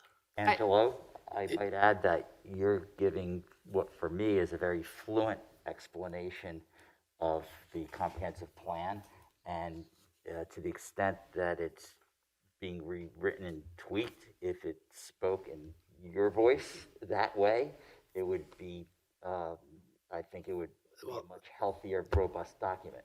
Okay, well, it's up to the planning commission to make a recommendation to the board of commissioners, not up to me. Okay, so whatever tweaks and adjustments we make, we're making it as a board, not as individuals. No, I wasn't. Got that?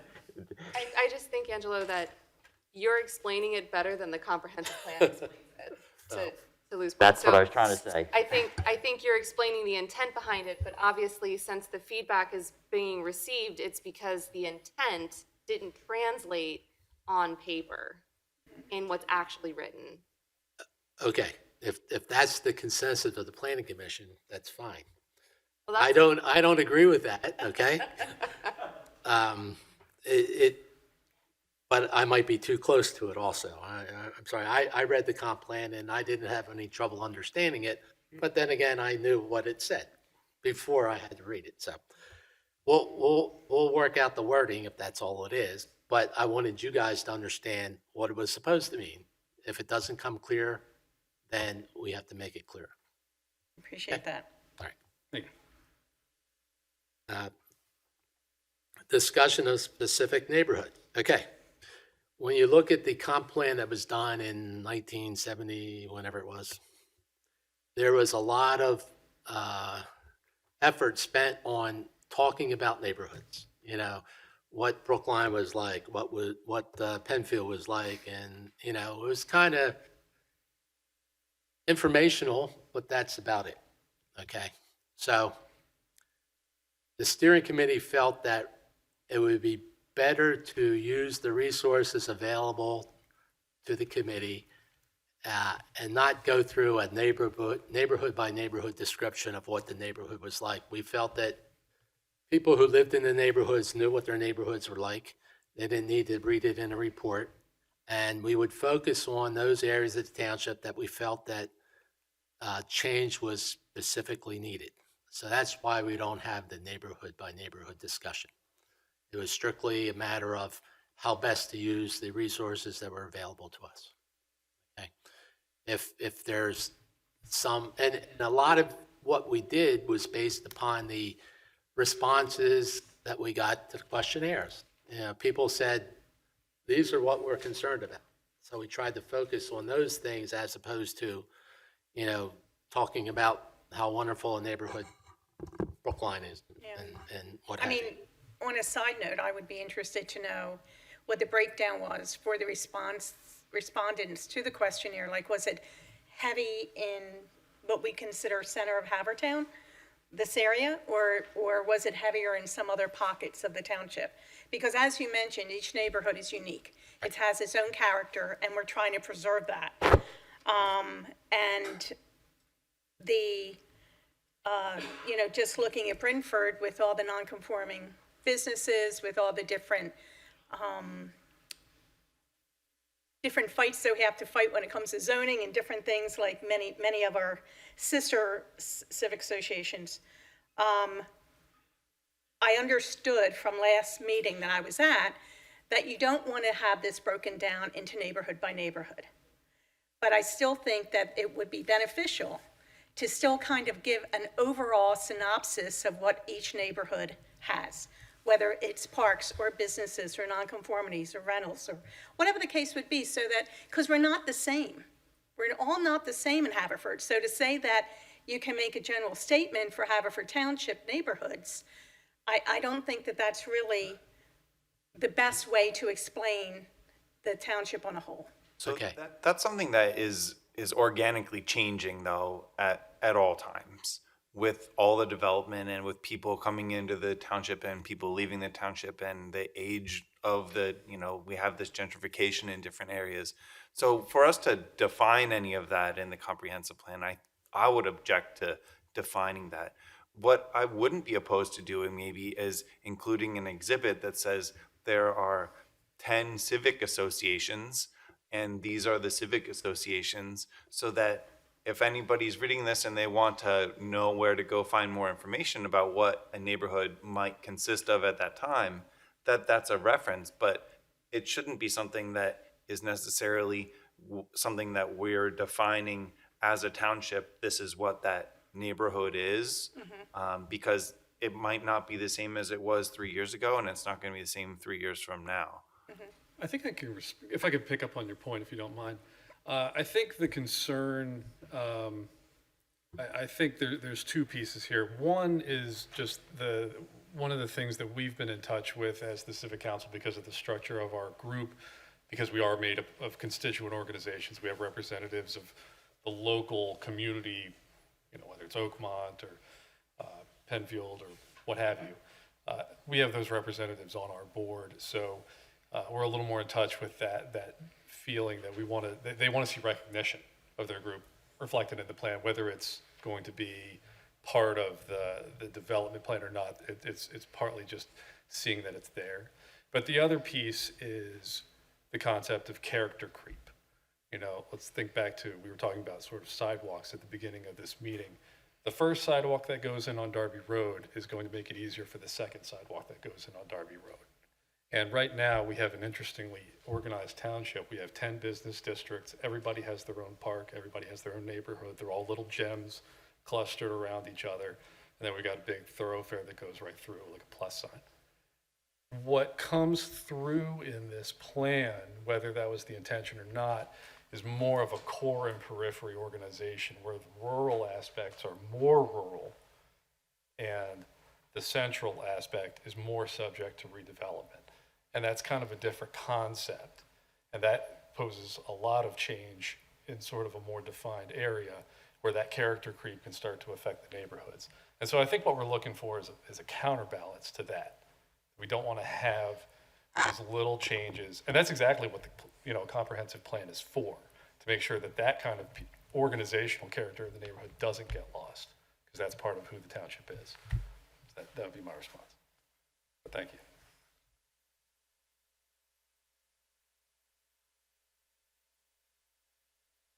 Well, I would add that a problem with the plan when it comes to neighborhoods is that although it doesn't go into depth in each neighborhood, it has many recommendations, thoughts, ideas that would have a direct effect on neighborhoods. And some of those are great, some of those are maybe problematic, but that needs to also be fleshed out a little more and discussed. I think we'd agree. I mean, Yeah. deleted in their entirety, if it affects your street, but it hasn't been justified, or there's no data supporting it, or no study, and it really wasn't a central part of the goal of the steering committee, maybe it should come out. If I were to ask you a question, what could make Brentford a better neighborhood, what would your answer be? I'm sorry, say that again? If you could do something to make Brentford a better neighborhood, what would it be? We have the highest degree of non-conforming properties in our area. The Okay. goal is, from the last comprehensive plan, is that if a business ends, that a residential area should go in. So if you're asking me what the big plan for Brentford is to bring back as many residential areas as possible and not have, and adhere to that plan. But what we have found, unfortunately, in some of the other committees with zoning and things like that, that can override what is in the comprehensive plan. As you said, it was a guideline, right? It's not concrete. So that is something, so that's where, I think it was mentioned earlier, you have to start looking at zoning then, and you have to start looking at other things that are going to be not complementary to the plan, but it's actually going to make this plan stronger, to be able to, what is the goal of this plan? One of the biggest things that we've said is, what is the goal and why do we need to get there? I mean, I've heard that from so many people saying, well, why are they doing this? Well, why is this being recommended? And so I think that that's something, if you ask me for Brentford, it definitely is to preserve and to increase the residential population in Brentford. Okay. I mean, we're very unique. Right, okay, so your concern focuses on non-conformant uses, okay? Your goal would be to eliminate non-conforming uses wherever possible and return them to residential. And I would agree with that 100%. I think that's a great idea. The trouble is, there are laws and regulations that the comp plan can't change, okay? Right. And if a non-conforming use has some legal rights to continue, and if they move out and someone moves in and their use is consistent with non-conforming use, they're by law allowed to continue. So it becomes a very difficult process, and you know that, okay, because you live through it every day. But I don't think there's anybody in the township or any rule in the township that doesn't want to see that non-conforming use go back to residential. And if the opportunity arises, then they would take advantage of that. So I know what your goal is. I'm just saying, I don't know that the comprehensive plan is going to get you there. I think it's more diligence on the township's part on a day-to-day activities with the zoning board or whoever.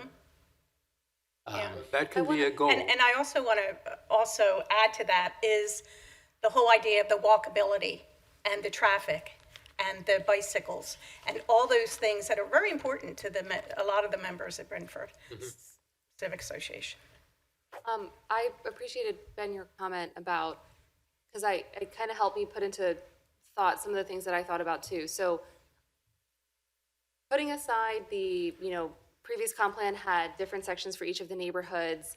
I don't know that we need to replicate that, as Angelo said, as the justification for the steering committee. I also agree, though, that it seems like the plan just kind of jumps into these core areas like Eagle Road and the town center, and we just kind of cherry pick. So to me, what's lacking in the comprehensive plan is the overall summary of the neighborhoods. We don't have to go into like a 3-page summary for each of the neighborhoods, but a general description of what, even just to say like Haverford is a diverse set of like unique neighborhoods that patch together create a really dynamic place to live, right? Because we have all of these very unique places. Brentford is one, and then you've got Coopertown, and you've got, like, I'm just thinking, from us down to, center myself and where I live.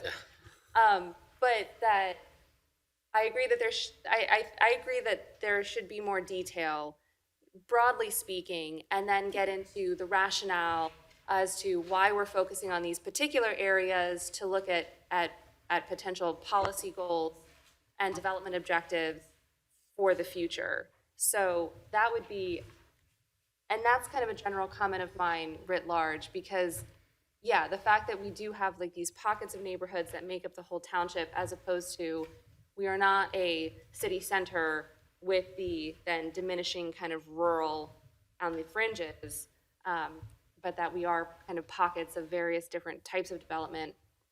And the plan, I feel like, doesn't have a very comprehensive look at all of those components that make up the whole, and then focus on, and this is why we're looking specifically at the Eagle Road corridor. Like there's no, it just kind of jumps right into it, and it doesn't really give you that kind of explanation leading up to it. And I think that rationale would be really helpful in establishing that framework to help us understand why this is important, why we're making these recommendations, and then specifically what the goals are from those implementation recommendations. I think that's well said. And ultimately, the comprehensive plan provides a policy backstop to what's arbitrary and capricious when decisions are being made on specific developments. So at least something that acknowledges the neighborhoods exist is better than a policy document that doesn't acknowledge that they're even there. So thank you. The present zoning code has, as you know, strong provisions of the policy of the township, which is to gradually eliminate nonconforming uses. As you also know, we had a long history pre-Kelly's predecessor, he who shall remain nameless, but his name was held. And those nonconforming uses were allowed to expand and change and become overwhelming. And then, of course, the developers come in and say, well, look how awful it is now. It would be much better with a nursing home or whatever. So that, I don't think, happens anymore. Thank you. But the township policy existing is to gradually eliminate nonconforming uses to the extent you can under existing law, which is, as Angelo said, the law of Pennsylvania under Pennsylvania's Constitution, not zoning. We don't have zoning codes that say it's great to have nonconforming uses or we're going to abolish them. That's doctrine of the Constitution. The point being there's no reason why the plan is as you talk about having goals, there's no reason why the plan, and I would support the plan having a paragraph, not a whole legal treatise, but just a paragraph that says it's the policy of the township to gradually eliminate nonconforming uses. We intend to continue that. We as a township intend to continue that policy and see their gradual elimination, and in consultation with counsel, their solicitor, develop code provisions that consistent with developments in the law that would further that goal, period. But at least it would be in there, and then you can go to the township, and you can go to your solicitor, and you can go to the zoning hearing board and say, this is what really is the goal of our township. Councilman? Walkability along Eagle Road. Okay. Everything you say in here is correct. Okay. As drafted, the current proposal would perpetuate individual driveways because they're individual lot owners. And if you own a property, you have the right to access a public road, you have frontage on the road. So without the cooperation of the property owners, everybody will have their individual driveway.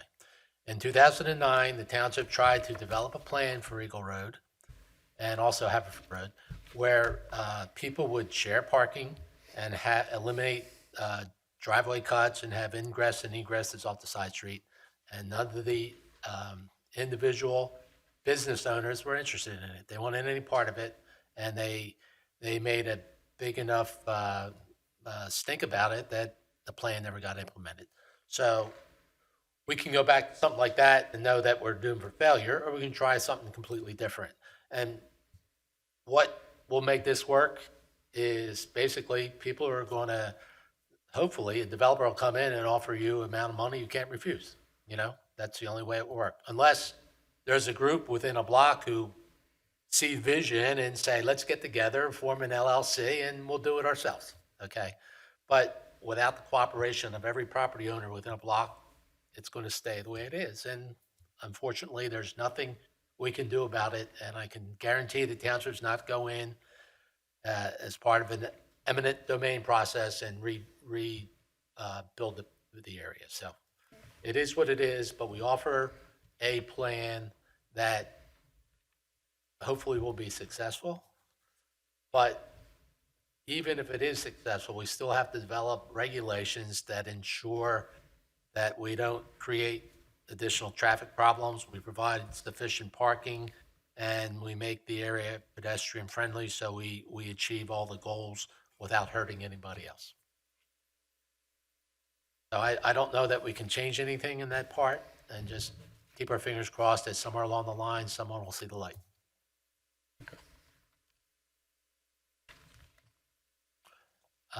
Vague and contradictory proposals. Okay.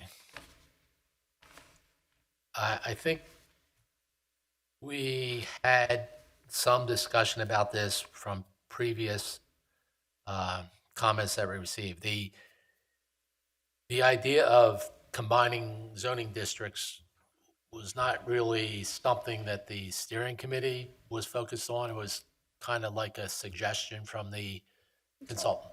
He felt that we had too many zoning districts that are basically the same. There wasn't that much difference between R4 and R5, say, or something like that. So he suggested consolidating those districts. In some degree, it makes sense, but in other degrees, you're creating an enormous amount of nonconformities if you do that. So I don't know that the Planning Commission is on board with that recommendation. So it might be our recommendation that those ideas of combining zoning districts, maybe that's not a good idea.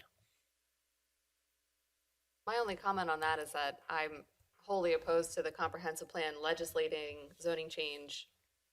And this wasn't even something that was discussed at the steering committee. This was a recommendation from the consultant. So all zoning has to come through Planning Commission for review. And the fact that we're essentially saying this is how it's going to happen in the comp plan without any public input, without any discussion at the Planning Commission, I think it's wholly inappropriate to be including such specificity and recommendations to changes in the zoning in the comprehensive plan. I think at that point it's fair to say the zoning isn't working, it's too cumbersome, there's a lot of districts and there's a lot that are similar, and so we can just make a general recommendation to amend the zoning code to, you know, make it more manageable. But I agree, I don't think that we should be legislating our zoning in the comprehensive plan. It's not the time and place for it. With the understanding that the comprehensive plan is a guideline and not a legislative document. Yeah, but it shouldn't have that language in it. Okay. I'm not arguing with you. Industrial zoning at Eagle Road and Lawrence Road. Okay. At one point in time, well, every township has to have an industrial zoning district, okay? And before 1976, I would imagine the only industrial zoning district within the township was that area at Eagle and Lawrence Road. In 1976, developer by the name of Akabuchi came in and developed the property up in the Westgate neighborhood. He did a subdivision along, all right, he did a subdivision. It's Raymond Drive. But anyhow, the lower part of that property was an old quarry. So he had the township zoning officer go out one day, and they had a backhoe, and they started digging, you know, the ground to show that it was inappropriate to put it residential down there because there was rock near the surface. And sure enough, the backhoe knew exactly where to dig to hit the rock. So that area became industrial area because it made sense. It was kind of much lower in elevation than the residential development. It's kind of in a part of township that no one really knew about. And the township got a ball field out of it too. Okay, so that's how that became industrial. But before that, the only industrial ground in the township was at Eagle and Lawrence. So I don't know. I mean, from a zoning perspective, we can't change the zoning there because the uses are there. And if we did change the zoning, then we're going to create a non-conforming issue, you know, ad infinitum, you know, for those businesses that are in there. And we have some specific new uses in that area. We have the new storage facilities, right? And they're going to be there for a while. And I think around the corner on Lawrence Road, they're playing something there because they put a lot of money in fixing up that building. So, yeah. So I don't know necessarily that we can eliminate that zoning district or do anything to change it. Okay, again, there's too many legal ramifications. We would get sued if we eliminated industrial zoning. You're legally required to have zoning for all uses in your township. Sure. My only comment to that would be this is a absolutely special case. Not every place has a super fund next to the ball field. And these are extraordinary federal dollars that have been spent to clean up our municipal hazard. And now that it's gone, this is an opportunity. It's not gone. Well, it's still there. Better than it was. It's better than it was, yeah. but it's Moving in still the right there. direction. I mean, you're going to have a constant groundwater issue that they have to treat the groundwater. Well, this is an area I think where it's worth pushing and seeing what we can do. And maybe the comprehensive plan is not the place we can implement all of those changes, certainly. But it's the start of a discussion. And certainly to the extent that the comprehensive plan in draft has already said that they're acknowledged that there are zoning that is not in line with some of the uses in certain areas, that area is already being used in something that's not industrial. It's really a heavy, it's a full commercial use if you're doing the storage. It's not really an industrial use. Maybe we can find some room in this document that puts a bias on eliminating that zoning in that area, finding it anywhere else, but why there? But I recognize that there are challenges associated with it. It may just be expanding the types of permitted uses in the industrial district to allow for a suitable use in that area. We cannot get rid of the industrial zoning, but we can always look at the types of uses that are permitted in the industrial district. Yeah, like a brewery. Like a brewery. And things can be done too. There's in zoning, you can do things by conditional use, so it's not a by right use. So it would apply certain oversight that the Board of Commissioners would have authority to review for compatibility. So there's ways that you can write different types of uses in the zoning code that would tailor it for, so you're not spot zoning, but you're tailoring certain uses for different areas that have unique circumstances that get reviewed at a slightly different scale than a by right use. So there's ways to kind of tailor certain things, particularly for something that's unique like this site. Yeah, I think our concern would be that to the extent that the mechanisms may be in other areas of the law and in other opportunities, we at least put our aspiration on paper, because as written, it's not a goal of the plan at all. What is your, I just want to try to understand it better. I understand industrial may be incompatible with residential and the elementary school and the parks. What are the industrial, are there specific industrial uses there now that you feel are incompatible? Or are you just saying for the future, as long as it's industrial, we could have an oil refinery? That's really the point, to avoid backsliding if it wanted to be, someone wanted to develop it in the other direction, sure. You recognize that once the comp plan is developed, there's going to be significant amount of changes to the zoning code, necessarily. I mean, in order for the comp plan to work, you have to revise the zoning code. So, I mean, that gives us the opportunity to look at the entire zoning code and make adjustments, whether it's in the comp plan or not. How does that work with the comment from Ms. Dobbs about being unable to legislate via the comprehensive plan, but we are going to have zoning changes to make the comprehensive plan work? Take, for instance, Eagle Road. How are you going to develop Eagle Road using the blueprint of the comp plan without changing the zoning to some degree? It may require what's called an overlay district, which says that if you take this piece of ground and develop it as a uniform development, you have a special set of regulations you have to follow. It's kind of like what was done for the reserve. Okay, there's a special set of regulations that were applied to the reserve that don't necessarily apply to that piece of ground if it were developed as a residential area. Okay, so there's things you can do with the zoning code that wise people know how to do things, get them done, and still be legal. Okay, and zoning overlays is one way. You know, But again, to square that with what I think what Maggie is saying and what Angelo is saying are really consistent, because those things that Angelo just described are the zoning process, which is a separate process from that are things that would not go, you don't see those kinds of statements in the comprehensive plan. How that gets worked out is really going to be up to this commission, and assuming the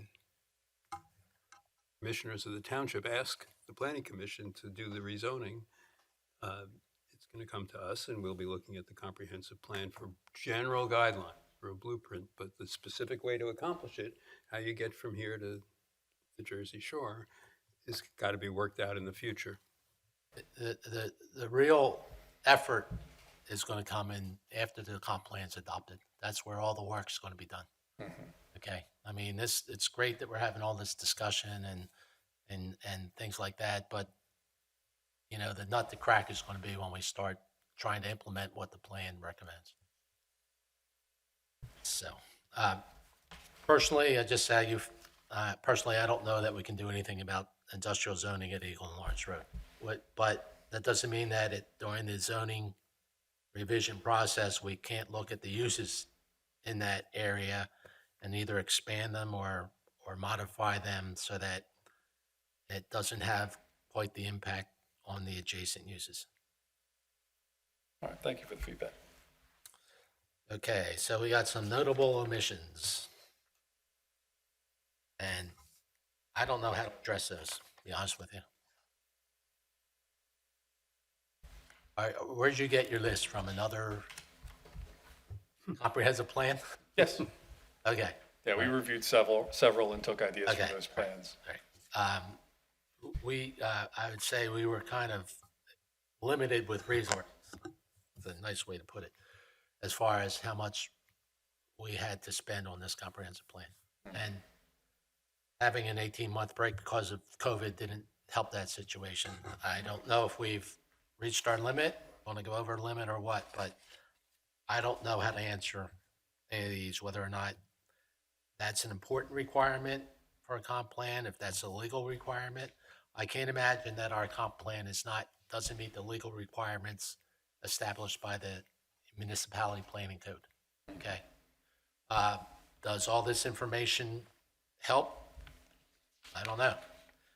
Demographic trend data, I don't think that population in Haverford has changed that much in the last 10 years, has it? Pretty much fluctuates the same, like, Couple thousand here or there? I'm gonna say, yeah, about 1,000 or so. It's I mean, generally about 48. You look at the township, it is, All of that research recently when we were looking at the sewer revisions for how they were going to handle the, I can't remember what it was called anymore. When we were looking at the underground storage and getting away from the Philadelphia processing, all of that data was in that package. This data is very easy to come by. It's in the US Census. I agree that some of this should be included, so this kind of ties into my larger point of just providing a rationale as to kind of why we're here and why we're talking about this. Because again, I think the plan just, in many cases, just kind of jumps in the middle of recommendations, and it doesn't really give you a good lead up as to how you got there. So to Angelo's point, the MPC, which is the legal requirement that a comp plan has to meet, it's the municipality's planning code, and it says that every comp plan has to provide for, and then there's a list of, I think it's 12 different things. So it's, housing, demographics, parks, open space, natural resources, community development, transportation, utilities and infrastructure. So it's all the kind of like basic things that go into a physical place. I agree. I think that some of this information would be really helpful, particularly for the demographics. Even though our population may not fluctuate a lot, one of the key things that I'm seeing in all of the other municipalities where I've worked is that there's a need to have that demographic data, not for the population growth, but just for the demographic shifts in age groups, because different age groups are going to need different services. And we know that the boomer population is aging into retirement and post-retirement. So in the next 10 to 20 years, the number of people who are going to be over the age of 65 and 75 and 85 even is going to continue to increase. And so that population needs different types of services that we should be planning for from a land use, a housing, and services, community services perspective. So that demographic data really should be used to inform how we plan for those services that those residents are going to need, as well as, the school district uses this information. They run their own population projections when it comes to school districts, and when they anticipate what they need for their own schools. So the school district kind of operates on their own timeline for demographic information. But I think particularly looking at the shifts in demographics is important to determine and recommend in the comp plan the housing infrastructure and services that our population as a whole will need. And then similarly, I 100% agree that diagrams and maps that illustrate the current and planned development of specific township locations in greater detail. When I was reading the comp plan, I was highlighting and circling and saying, map here, please, because there's so much discussion about, well, if we take this property to the east of this road and da-da-da. I'm like, I'm a visual person. I want to see this. This would have a much greater impact if we were to say, here's an aerial of the area that we're talking about specifically, and then draw in, like, we recommend sidewalks along the side of the road and, crosswalks here, whatever the case is in the recommendation. Having that visual, I think, is really important. So I agree with that one for sure. But yeah, no, as a whole, I would echo these in my recommendation, that having this information, having better rationale again, and that information to support the recommendations would strengthen the plan and give us a better, I like, Ben, your term, policy backstop. there is some information in the appendices about population, housing, existing land uses in neighborhoods, things like that. So I don't know if the intent is that information is included to satisfy the legal requirements or not. Yeah, I mean, Let me just say one thing. The population of Haverford Township in 2000 was 48,500. In 2010, it was the same number. In 2020, it was 50,400. So it went up 2,000 square feet, 2,000 people in 10 years. And then the forecast from 2030 to 2040 is basically the same. So population forecasts haven't changed. Median age has, obviously. From 2010 to 2017, the median age in Haverford Township has gone from 40.5 years to 40.8 years. So I don't know what demographics are going to show necessarily. I mean, you say people are getting older, but there are young people who are moving in. So the median is going to be in the middle. Yeah, but the median is nothing more than a data point. I know. The benefit of the discussion is looking at the trend, because you look at the age-sex pyramids and you can see the trends over the years, and then you build projections off of that. There's a thing, it's the land use assumptions report, it goes into it, I've done it, it's doable. It's what do you do in a comp plan? Okay. And we don't have that, and what we don't have is then this information is just plopped in here. It's not used to inform any policy recommendations. Okay. All right. So we need to have a good discussion with our consultant to see if there's a way we can implement some of this data into the report so we have a clearer path to where we're going. Yeah, because I mean, the housing section doesn't actually really get into the housing needs necessarily. It talks kind of generally about here's some best practices, but it's not actually tying the actual information and population trends to what specifically we would need to provide to best serve our residents. Okay. Anybody else? Fourth item is areas where it would be appreciated with more information from the Planning Commission or as consultant. Okay. Now, the first one is proposed changes to residential zoning classifications, and I think we spoke about that and that the Planning Commission does not necessarily believe that the comp plan should be directing zoning changes, zoning classification changes. So we probably will suggest or recommend that those type of changes not be made or not be listed in the comp plan. Otherwise, Maggie's going to hit me. I'm happy to respectfully disagree. And then Lanark Country Club. Okay, I'll give you a little background on that. And I kind of think that I may have spoken about that. Lanark Country Club, there's a lot of ground there, okay? And the fear is that right now it's zoned institutional, which means that, if they ever sell, then someone comes in and they can develop the property and they can present a plan that basically complies with the township code, assuming that we agree with the zoning classification.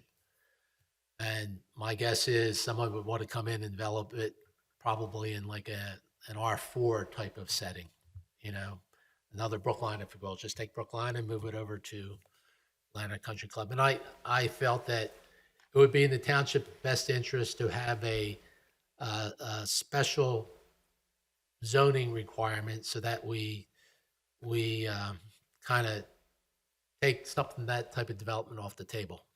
And one of the suggestions was we do like an active adult community, and we create large buffers around the perimeter of the development to protect existing neighborhoods. Maybe along township line, there's a small commercial strip that has uses that would be beneficial to the people living in the development. But we wanted to take the offensive as far as what could happen with that property, as opposed to being dragged through the courts with something that somebody wants to do that might not be in the township's best interest. So that was the idea behind Lanark Country Club. We come up with some type of plan that if someone comes in, then we can say, oh, well, the comprehensive plan suggests this, so you tell us why you can't do it that way. And then again, maybe the zoning ordinance applies a special overlay district on that property that says if it's not going to be a golf course, that it has to be some other animal that we'd have to describe. And maybe it's a 9-hole golf course and a development, but those are ideas that are thrown around, but we don't want it to be another Brookline, say, or something like that. As much as I agree with the end goal of taking, seeing property in the township and being able to move it efficiently to something that the township needs, senior housing certainly is important. Is that concept in the plan subject to being covered by the same criticism that we were just talking about, the proposed zoning changes in the R2, 3, 4? Is that, we're talking zoning in point No, no. one, zoning in point two. The zoning, changing R2, R3, R4, basically what they were suggesting was we combine those groups together. Instead of having R4 and R5, we have one R4 and include the requirements for R5 in the R4 district or something like that. So instead of having 9 residential zoning districts, we only have 4 residential zoning districts. That was the first part. And that's what the Planning Commission is opposed to, having the comp plan dictate those type of changes. Whereas the use at the Line Country Club falls more in lines with what we're thinking along Eagle Road, that we have some type of development regulations in place to address a possible development on that if in fact the country club sells to a developer. I mean, several years ago, there was a big... Is that just to prevent it from getting converted from a golf course to some other institutional use? Well, it's not... Would be compliant with the current zoning? Well, it could stay institutional. We have to work out the details. It could stay institutional. So you have to look at the zoning code and see what's allowed in an institutional district. But usually, when an institution goes out of practice, okay, say a church, they're not a church anymore. What becomes of that piece of ground? And right now, it's the Planning Commission that decides what happens to that piece of ground. I mean, is it the Planning Commission that decides that? Or Well, is yeah. it somebody that purchases that property Well, and says this? it could work either way. I'd like to make revisions to the zoning code in order to accomplish that. You could come in as a developer and recommend a zoning change. So if you're a developer, Essentially request one, right? right, you request that the zoning be changed, and the township goes through the ramifications to decide whether or not that zoning change is appropriate. So if you think a developer is going to come in and offer 100-foot buffers and all this other good stuff that we could impose as an overlay district, then you're okay. But chances are a developer's going to want to build something there and get as much out of it as they can. And that's what we're trying to avoid, that conflict between what... Generate some tax income Well, sure. in the township?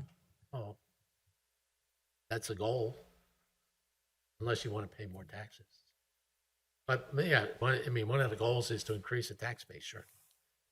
But you don't want to see another shopping center on that property. I know I do. It's institutional. They can't build a shopping center on it right Well, now. if they came in for a zoning change, why couldn't they? If they got it approved. So I'd say yeah. that's ridiculous. Yeah, it's ridiculous, but it's not for you to decide. It's up for lawyers. If somebody wants to build a shopping center there, they absolutely have to come here and ask us for permission to change the zoning. And we say no. Yeah. And they go to court and they get it approved. Or they go to the commissioners.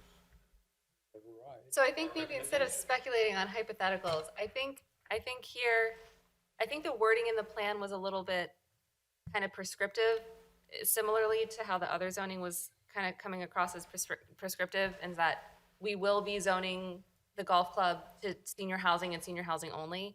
I think that the logic behind it is good. I think that the goals are good. I'm 100% in support of doing something like this. I think the presentation, though, of the information could be modified slightly to say, in the event, and I mean it does, again, like in the event that it's redeveloped, there are other types of redevelopment opportunities that would better serve. And again, here's where you can directly tie that demographic shift with the recommendation. So the reason why we're saying we recommend senior housing as a potentially preferred redevelopment opportunity in the event the golf club is redeveloped, because that's a big if, is because our demographic data shows that the increase of population over the age of 65 is going to go from 20% to 35%, I'm making these numbers up, over the next 15 to 20 years.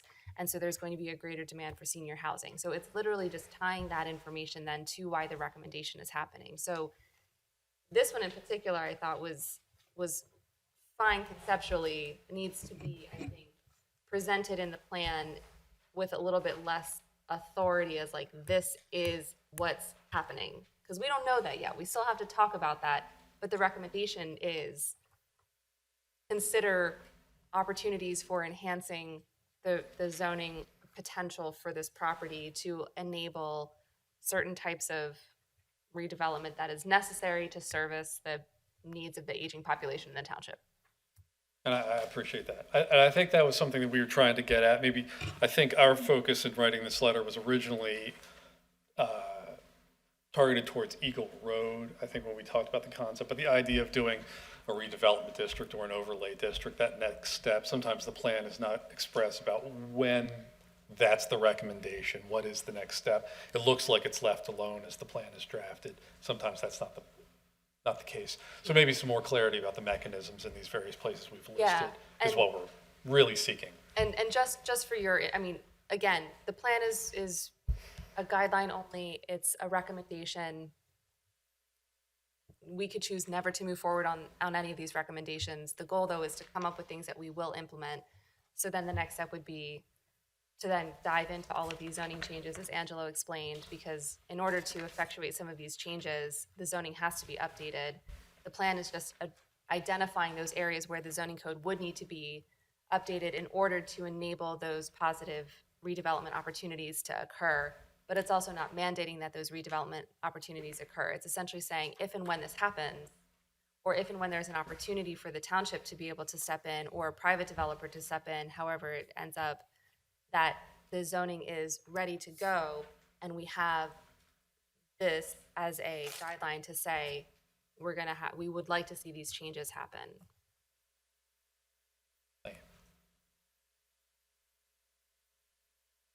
Okay.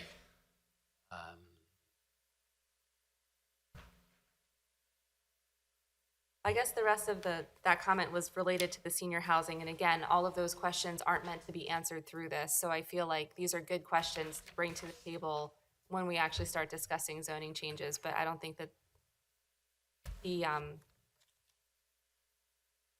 comp plan would address all of your questions. You mentioned something about the township building. I think I mentioned in the earlier meetings that we really don't know how best to use the township building. And it's really a decision that has to be made. Whether there's someone that's going to come forward to want to use that building, or whether or not it's not usable in its current shape, we just don't know. So, if it's demolished, then ideally maybe a parking lot is the best use. I don't know if there's anything else that could go in there that would be good. But maybe it gets developed, with something similar along Darby Road. I mean, along Eagle Road, we have commercial on the bottom and residential on top. We don't know, and that's why it might make sense to study that area specifically by itself, and see what the recommendations are. I know that the township hired a consultant to study the old Brookline school site, just to see what's best for that area there. Maybe something along those lines. We can suggest that in the comp plan as far as studying that whole area. I think that's something. It would be quite outdated at this point, but such a consultant and study was performed. They did not care for the results, so it was, didn't move much further than that. I didn't know it was already done. Okay. Where was that? I'm Kelly. I want to say it was right around the time when we moved into this building, so probably about 2017, 2018. What was it exactly?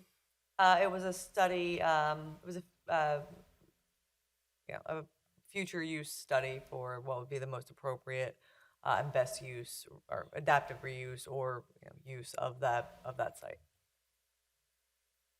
Angela, I just wanted to add that maybe even to step back and steer away from listing potential uses for it and just say a study for either adaptive reuse or what the site could go for.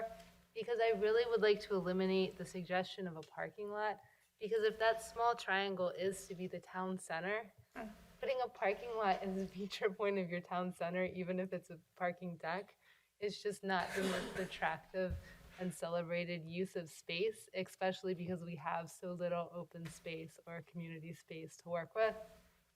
That would just be my suggestion. Like dial it back and make it more vague. And then as far as the plan reflects survey responses, what is that good? I don't know. You go to trouble sending out surveys and ask people what they think they need to do in the township, and you get an overwhelming response to do this, this, and this. I don't know how you can ignore it. I mean, you got to have some faith in what people think. They live in the township. They know what they like, what they don't like. I think you can't just ignore what they have to say. But saying that, sometimes people's ideas aren't the best too. So you have to weed out what maybe doesn't make sense. But I think,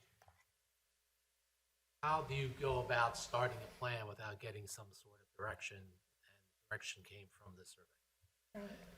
I mean, the only thing I would add about that is that just thinking about what we experienced here tonight, where people were saying it wasn't communicated, you're not doing it the right way, so if you got 17% back from this, if I recall correctly, that was the consultant said, you got a 17% response back.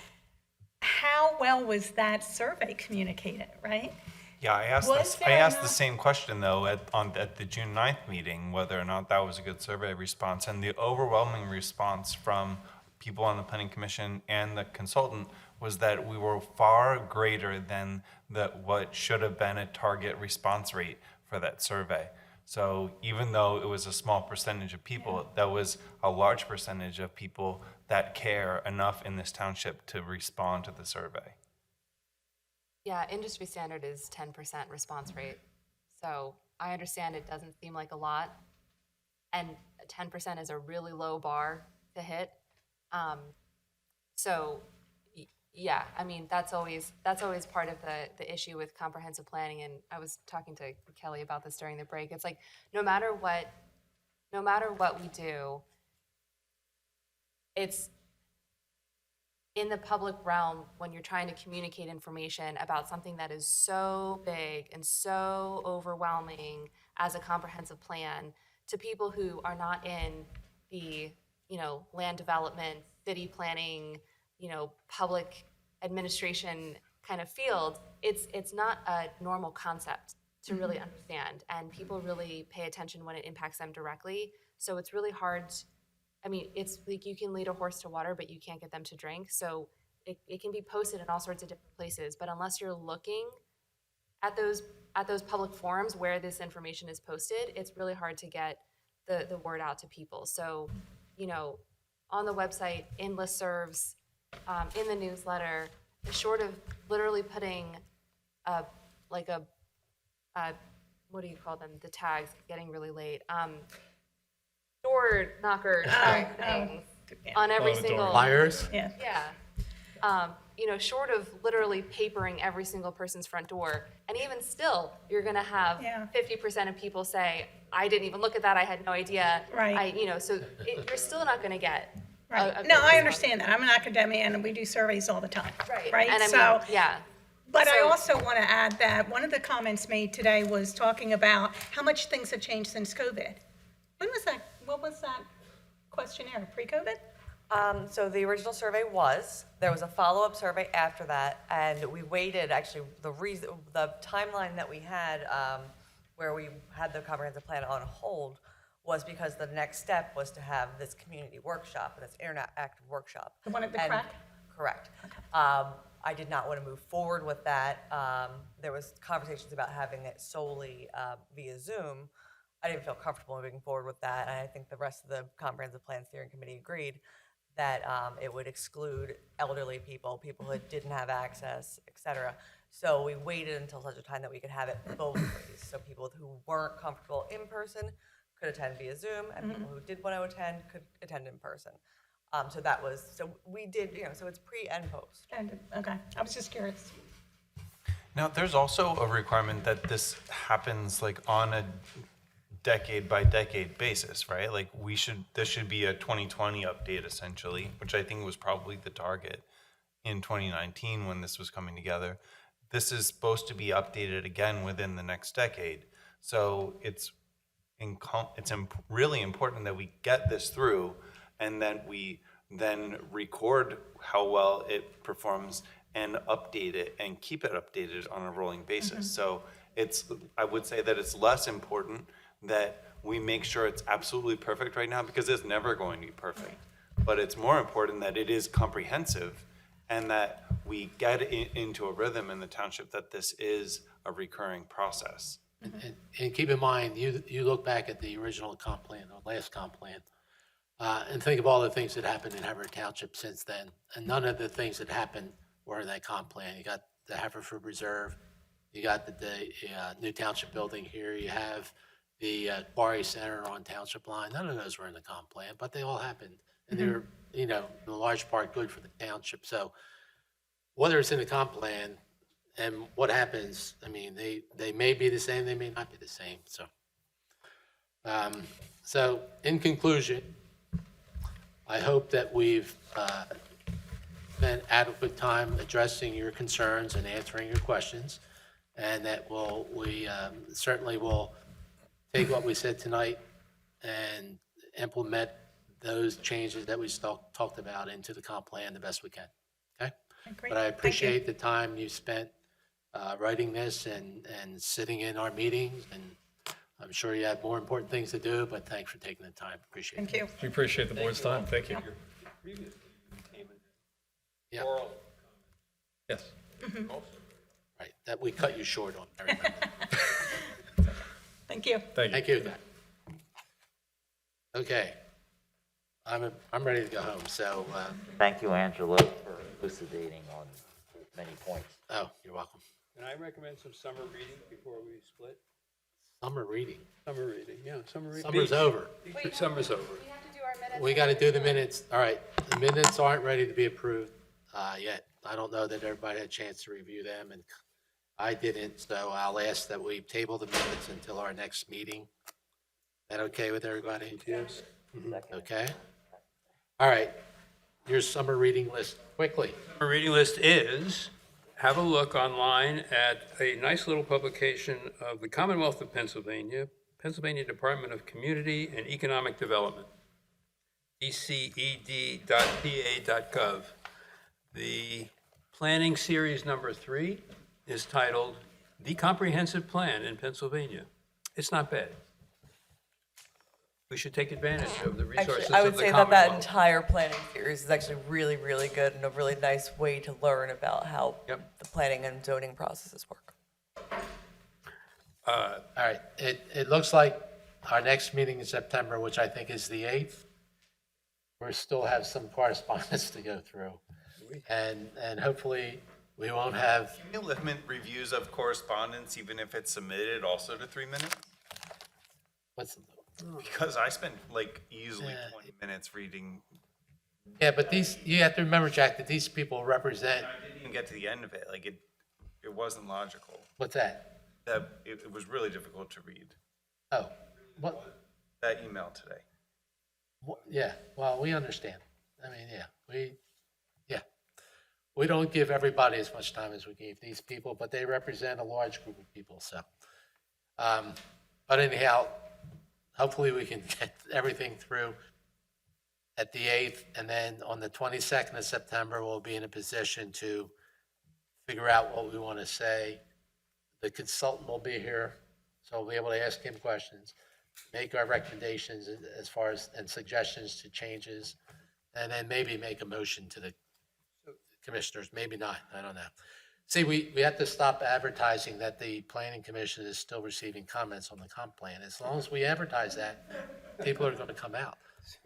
And all you people listening on TV, heard me say that. So Kelly, the email you sent out, so we're supposed to send all of our comments, so Charlie can work on updating the plan by tomorrow? Is that when he needs feedback? That's what I said. Oh, that's what you said? Yeah. You already written.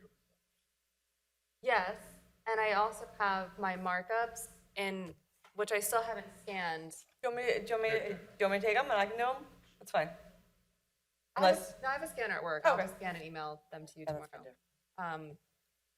But, okay, so yes. So, You send them whatever you want, okay. okay? Filming over the weekend. Yeah. So do those go to everyone? If you want to share them with us, that's fine. I suggested that you do that, but whatever you want to do. I thought it said that. I scanned my book today and sent it to him. Okay, All right. But that's fine. okay. So I will scan my book and send it to him, and then Not the whole book, just the pages. I wrote on every page, Angelo. Why am I not surprised? I think Jack is asking the question whether we're all individually Yes. providing inputs. No, that's not really what I was asking. I was saying, are we all sending Charlie individual Yes. conflicting recommended revisions? Yes. And he's gonna sort out which ones he tries That's to right. put And in and it? put it there, call me if you have any questions, and if he has a problem, he'll let us know. Okay. But you're focusing hopefully not on, you're focusing on general stuff. You're not saying, take out the stuff about Eagle Road, okay? The big stuff, we're going to work together as a group, okay? What we're going through is at least I think, we're going through the book to make sure that it reads properly, there's no conflicts, stuff like that, editorial type of stuff. But as far as the big issues concerned, we'll vet that out as a group, okay? So you don't want to say, I don't agree with the Eagle Road concept. Okay? Give him a chance to revise the draft plan, and then we'll hit him over the head when he comes here with our important stuff. And that's the. I've been trying to find the things that he did that the steering committee wasn't necessarily asking and making sure Well, that. that's something we want to keep to ourselves for now, I think. Okay? Motion to adjourn. Yes, he's going to, based upon the comments he receives, he's going to revise the booklet and send it back to us, so we'll have 3 weeks. He said he'll do it next week, okay? So we'll have a couple weeks to look at it again, focus in on what we talked about to make sure he covered what our concerns were, okay? Motion to adjourn. Second. All in favor? Okay. Aye. Thank you, everybody.